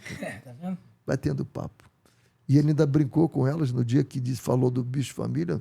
Nós fizemos um jantar e disse assim, olha, a partir de hoje, o time ganhou, vocês têm um bicho família aqui, aí bateram palma e tal. Agora tem o seguinte, perdeu, tem greve de sexo. Perdeu, greve de sexo. Vai dormir no sofá. Vai dormir no sofá. Então aquilo funcionou extremamente positivo, porque juntou todo mundo. Cara, porque você tem que ser respaldado. O treinador não tem que ter o respaldo do presidente, você tem que ter o respaldo da tua mulher em casa. Você sai para jogar, olha o campeonato, como é que é difícil. Você vai jogar lá em Beirim do Pará. Quando é que você sai? Se você jogar na terça-feira, você vai sair de segunda-feira de tarde. Segunda de tarde você sai de Curitiba. Aí joga terça-feira. Quando é que você volta? Quarta. Você volta quarta. Chega que horas? Você chega de noite em Curitiba. Quando é que você volta para o clube? Quinta de tarde. Para quê? Para concentrar. Porque vai jogar sexta. Não tem pai, não tem marido, não tem nada. Essa mulher odeia esse campeonato. Eu odeio esse campeonato. Então, junta aqui a família, junta todo mundo, junta o grupo, começa. E foi muito legal que eu disse para eles, olha, eu não acredito, e escrevi uma carta para a torcida. Eu disse, olha, com 5 minutos vocês estavam vaiando o time. E aí o Sérgio Prosdóximo, já é falecido, um grande amigo, disse, Renê, você deu um tiro no pé, não se briga com a torcida. Não briguei com a torcida, eu só constatei.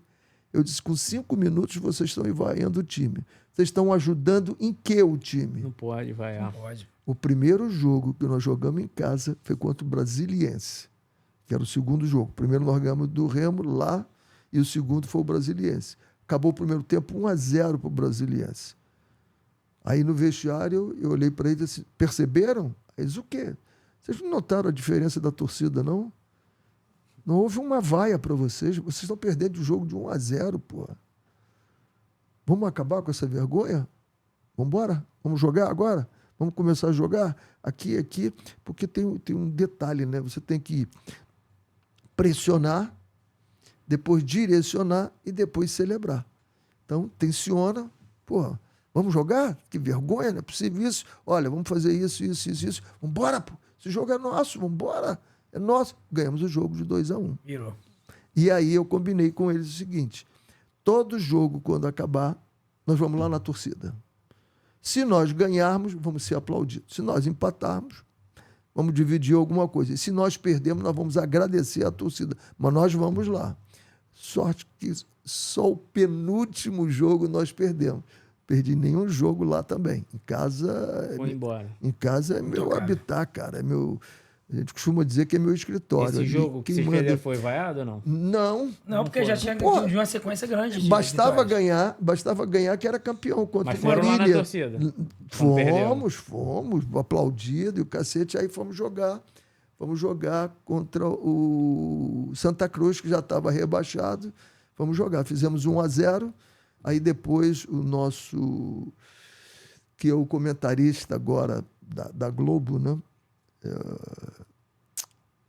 E o irmão dele apita também. É o...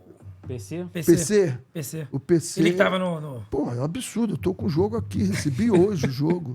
PC já passou. O cara chuta, a bola tá na mão do Wilton aqui, ele com a bola, e o cara chuta, tira a bola, faz o gol, 1-0. Ele expulsa um jogador meu, depois expulsa um meu e um dele, e eles fazem 2-1. Aos 42 a gente faz 2-2, aos 47 a gente faz 3-2 e é campeão. E aí, cara, nós levamos quase 5 horas do aeroporto até o estádio. Coisa que você faz em 40, 50 minutos. Carreata, trio elétrico. Maneiro. Foi uma loucura. E nesse trio tem uma história muito legal, porque eu tinha um jogador que ele estava ganhando muito peso, ele era titular. Nesse jogo ele nem foi que ele estava suspenso. E aí eu chamei e disse assim, vem cá, me diz, como é que é teu hábito alimentar? Fala para mim. Não, professor, é que eu gosto de uma cervejinha. Legal, você treina aqui, vai para casa para almoçar e aí você almoça. Toma uma cervejinha? Eu tomo uma cervejinha, mas que cervejinha? Litrão. O litrão, o famoso litrão. Tá, e aí no jantar uma outra cervejinha e tal. Aí eu disse, bom, nós vamos fazer um trato? Você vai deixar de beber essa cervejinha a semana toda. No dia de folga, você bebe a caixa, não tem problema. Depois mas na semana tá. Pô, ele começou a afinar, emagrecer. Mas esse jogo ele não foi. E quando nós chegamos, ele já estava no trio. Caixa. No trio, ele já estava no trio. Ele estava comemorando, né? Quando eu subi, que ele me viu, ele botou a lata atrás dele. Aí eu falei, o que você tem aí? Aí ele falou assim, o que é que você tem aí? Aí ele pegou a lata e disse, me dá aqui que hoje eu vou tomar ela. Eu vou tomar, e só tomei aquela porque eu não bebo, e só tomei para fazer a onda com ele. Agora foi impressionante. Aquele trio, a cada posto de gasolina que parava, dava uma parada. Abastecer de novo. Foi uma loucura, cara. Foi uma loucura. Pô, bacana, cara. É incrível você ver os jogadores dando entrevista. O Keirson, o Pedro Anderson Lima. Foi tudo muito legal, feliz demais aqui, gente. Mas ali valia. É o prazer de ser campeão. Ali acabou. Ali acabou. O problema é teu. Comemoração. O problema é teu. E depois, quando você foi pro Vasco depois, né? Foi como diretor, né? Diretor. E a única pergunta que eu tenho a fazer do Vasco, pra gente falar aqui das palestras, você comentou e eu separei umas perguntas. Hoje o Felipe Maestra é diretor do Vasco. E quando você foi pra lá, ele era jogador do Vasco e ele citou uma fala de que não precisava de diretor, precisava de jogador na época do Vasco. Porque o Vasco estava vivendo uma pequena crise ali dentro de campo e quando você chega para talvez apaziguar os ânimos ali, eu não sei exatamente qual a sua função ali naquele momento, mas ele deu aquela entrevista. O Vasco não precisa de diretor nesse momento, precisa de jogador. Como é que você levou aquilo dali? E hoje ele é diretor, né? Se você fala isso para mim, eu sento com você em 5 minutos eu resolvo contigo. Não vai ter problema nenhum. Fala isso aí que você falou, da forma como você falou. Só que não foi essa forma. Não foi. Tanto que quando o assessor de imprensa me ligou, eu estava no Rio Grande do Sul, tentando contratar um jogador, que eu acabei não conseguindo. E aí ele me falou, teve uma fala assim. Eu disse, cara, vou sentar 5 minutos com ele e está resolvido. Acabou o problema. Só que ele não falou assim. Não foi isso que ele falou. O que ele falou foi muito mais grave, né? Ele falou em palavras muito pesadas e depois dizendo que... Não quero comentar isso. Eu só digo para você o seguinte, se hoje um jogador falar exatamente isso, ele vai mandar o jogador embora. Ele vai mandar o jogador embora. Tanto que teve um jogador, que os treinos que ele fez e tal, quando o treinador, falaram de jogador e disse, eu não gosto dele, está fora e acabou. É isso mesmo, está certo. Entendeu? E ali não é só a fala. É o que vinha acontecendo, que eu já tinha o histórico todo do grupo. E se eu permito, eu perderia o grupo todinho. E aí, quando o Roberto, Santo Roberto, fantástico Roberto, falou, disse, pô, Renê, eu quero que ele fique. Eu digo, Roberto, fica tranquilo, deixa ele aqui, eu saio, não tem problema nenhum. Nem comecei. Faz o seguinte, leva para a direção, deixa a direção resolver. O que eles resolverem, eu aceito. Mas se a direção resolver isso, eu não fico, isso. Tem nada contra ele. Curioso que nós morávamos, eu não moro mais, no mesmo condomínio, cara. E nós nunca nos encontramos. Nós nunca nos encontramos, Caramba. você sabia? Depois de... Nunca teve essa conversa, então? Não, nunca tivemos a conversa. Tem nada contra ele, jogava pra cacete. Grande jogador. Agora, ele sabe, e eu duvido que ele hoje deixe o jogador fazer o que ele fazia. Absoluta certeza de que ele não deixaria. Porque hoje ele está num cargo diferente e ele sabe. É aquela história que você diz para o teu filho assim, ei, eu já tive a tua idade. Pô, vai querer me enganar. Vai querer enganar. Ensinar macaco a comer banana, tá doido? Então é isso, mano. Nada, absolutamente nada. E tem um comentário do Zé Mário. O Zé Mário foi, que é presidente da associação, junto com o Alfredo lá. O Zé Mário trabalha lá no sindicato, nos clubes, e quando o Bangu ia treinar lá, ele enchia o Felipe de elogios para mim. Ele dizia, Renê, olha, passa cada treinador aqui, mas o Felipe é muito bom, cara. Muito bom. Então, não tenho nada, absolutamente nada. Agora fiz o que devia fazer. Se você me perguntar, hoje você faria de novo? Talvez não. Hoje eu sou maior do que eu era, né? Espero amanhã ser maior do que sou hoje, né? Então, você vai se comportando à medida que você vai crescendo. E você cresce não é em estatura, você não é em idade, você cresce em experiente, em ver as coisas como podem ser resolvidas, ressignificando algumas coisas. Então, talvez pudesse ser diferente, talvez. Não vejo tanto assim porque eu sei das coisas todas e ele sabe também. Também sabia. Ele sabe também. Falar em maior, né? Você hoje faz muitas palestras e gosta de passar todo o seu conhecimento que você teve no mundo, que já é, muito desde a década de 70, que tá falando pra gente que ele vive o mundo do futebol, né? O que você gosta de passar pro mundo corporativo das suas experiências no futebol? Tem alguma coisa mais significativa que você sempre gosta de estar falando aquilo dali? Primeiro é o seguinte, não existe nenhuma empresa que não tenha uma liderança. Então, o ponto que a gente sempre coloca é a liderança. O que é um líder? Né? Que líder você quer ser? Que ele faça o que eu falo, mas não faça o que eu faço? Eu já vi líderes assim, isso é horroroso.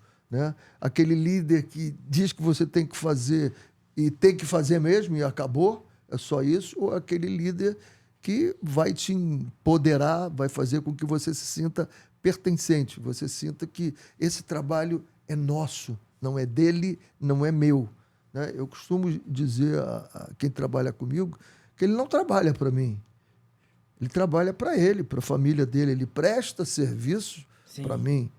O jogador, estou aqui para quebrar o galho para o time. Não, você não quebra galho do time.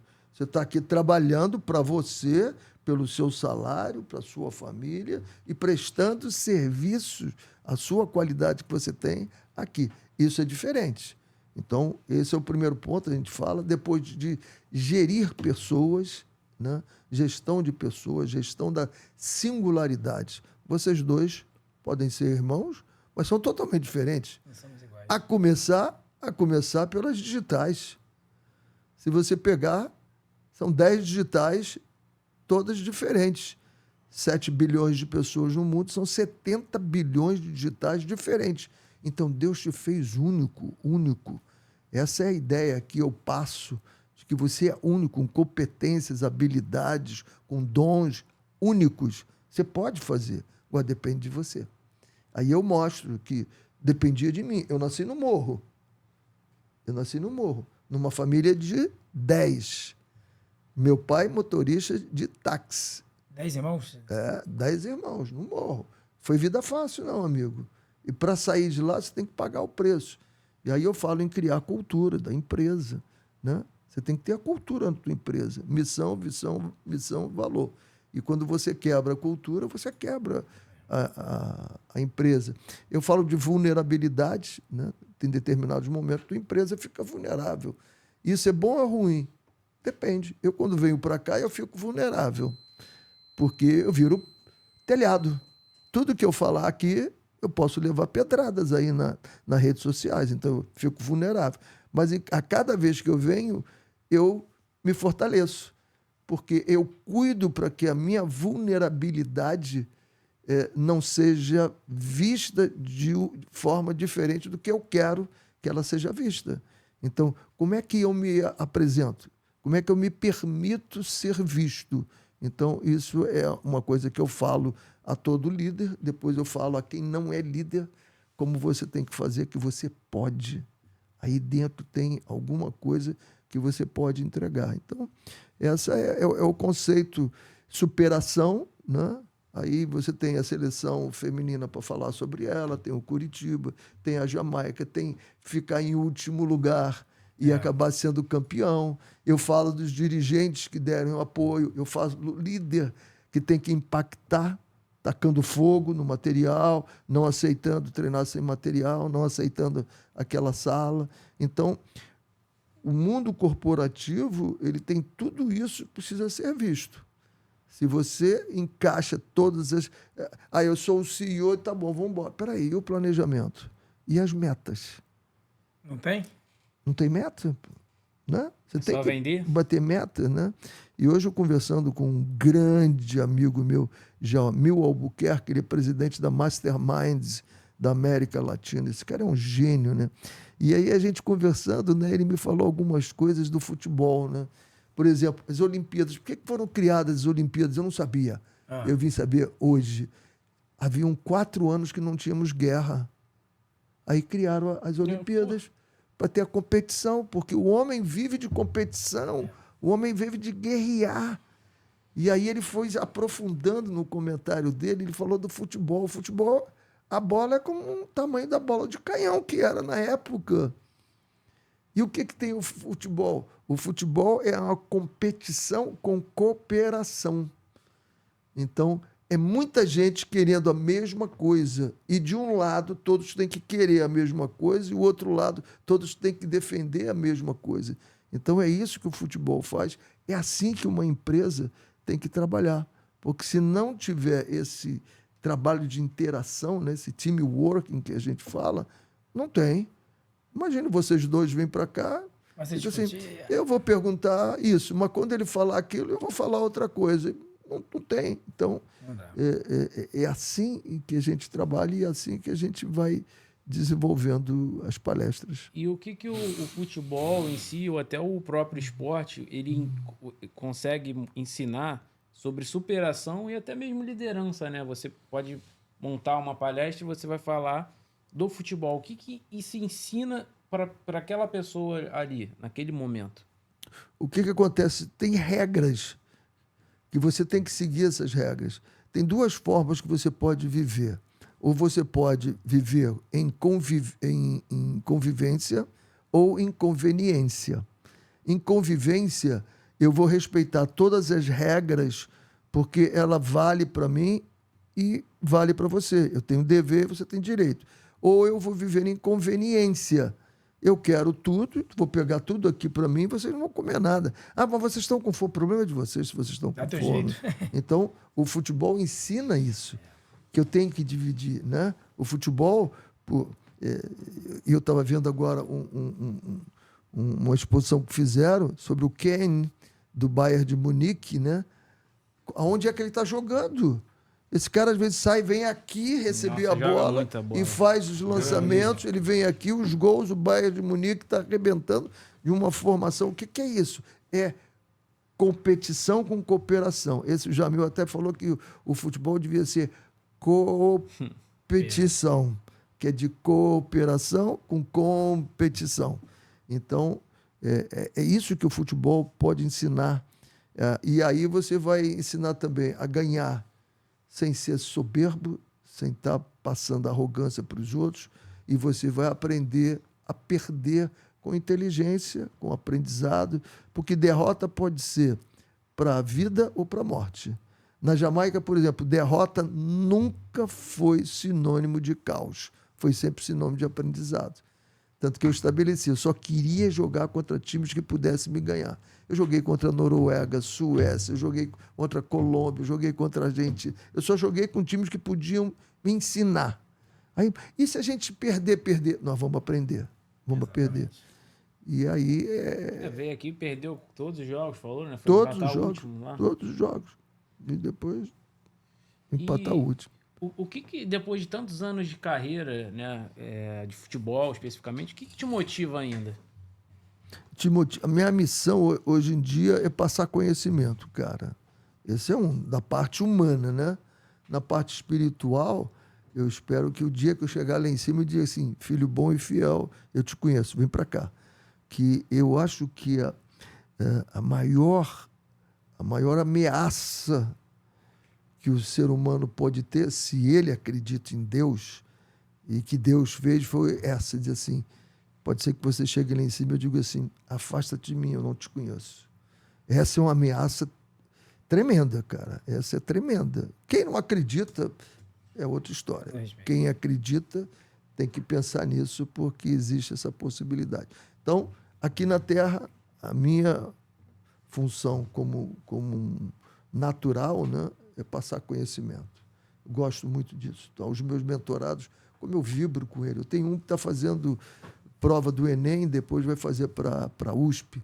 Ainda hoje nós fizemos uma sessão e eu vibrando com ele, e eu disse assim, tira os ruídos.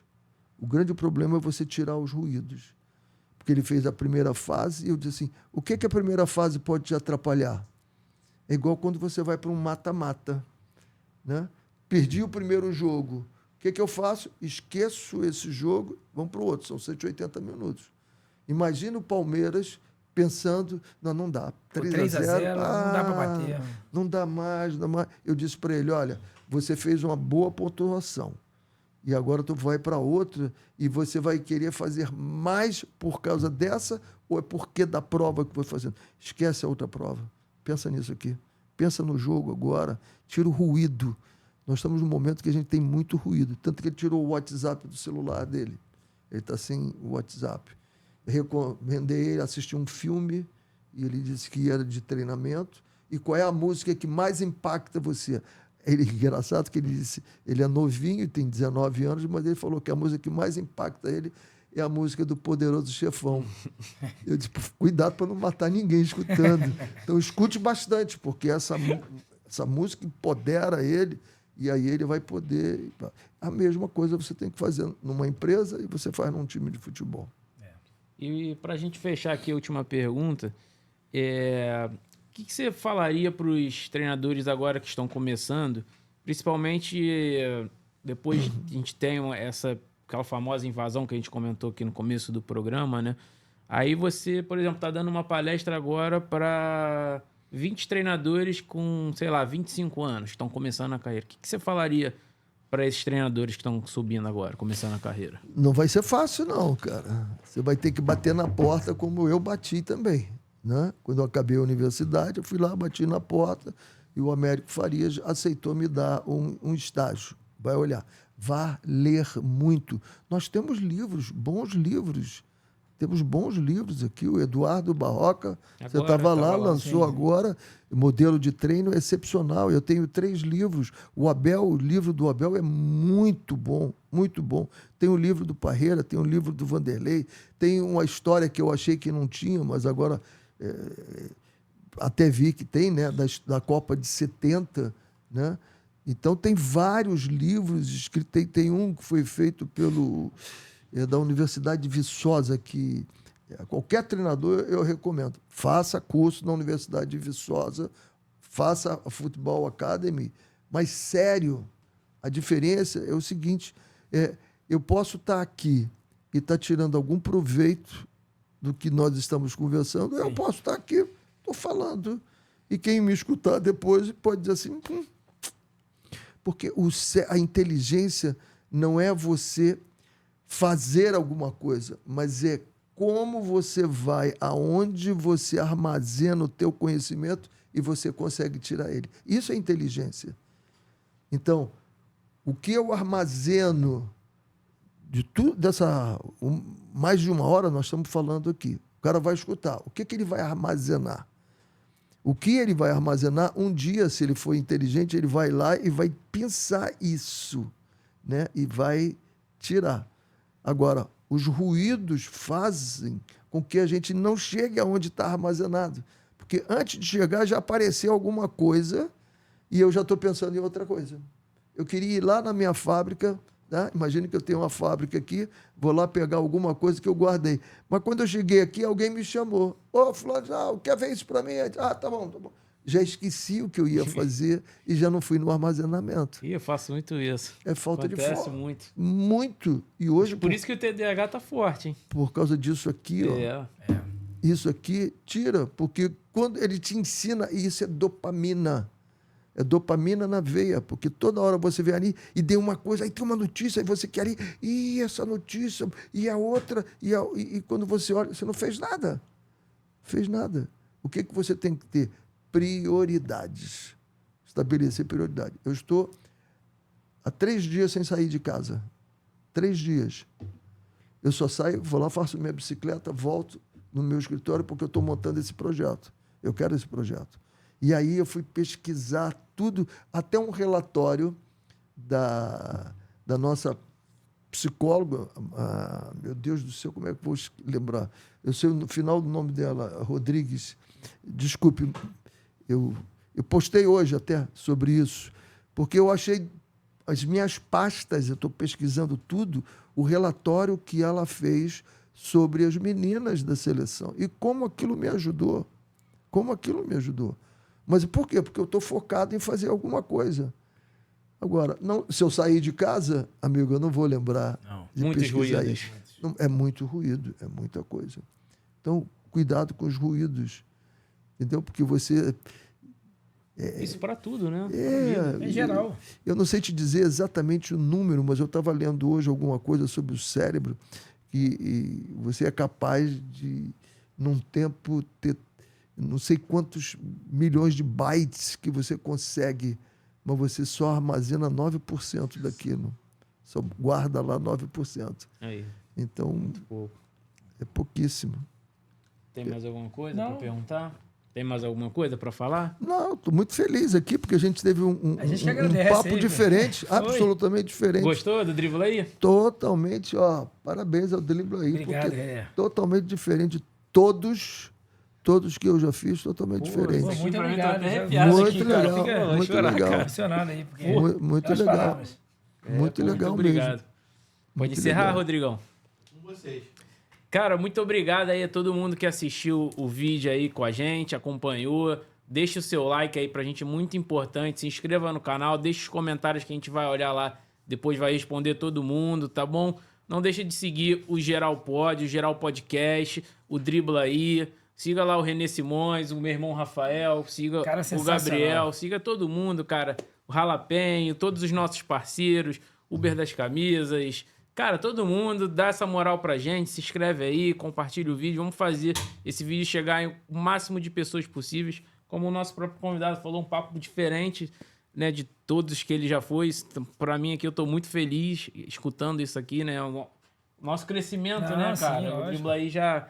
há mais de 3 anos aí, cara, e a gente tá muito feliz, de fato, de estar recebendo o Renê aqui, que é uma pessoa gigantesca no mundo, né? Não vou falar em mundo do futebol, no mundo, de tudo que ele já fez, porque é um cara global, né? Jamaica, Irã... com várias passagens em vários países aí, com uma experiência, assim, surreal, como né? Só, de fato, agradecer por tudo. Muito obrigado a todo mundo. Muito obrigado, Rodrigo, aí, pelo estúdio. Muito obrigado, galera. Um abraço e até a próxima. Valeu! Renê, muito obrigado. Valeu. Deus abençoe a todos. Sempre.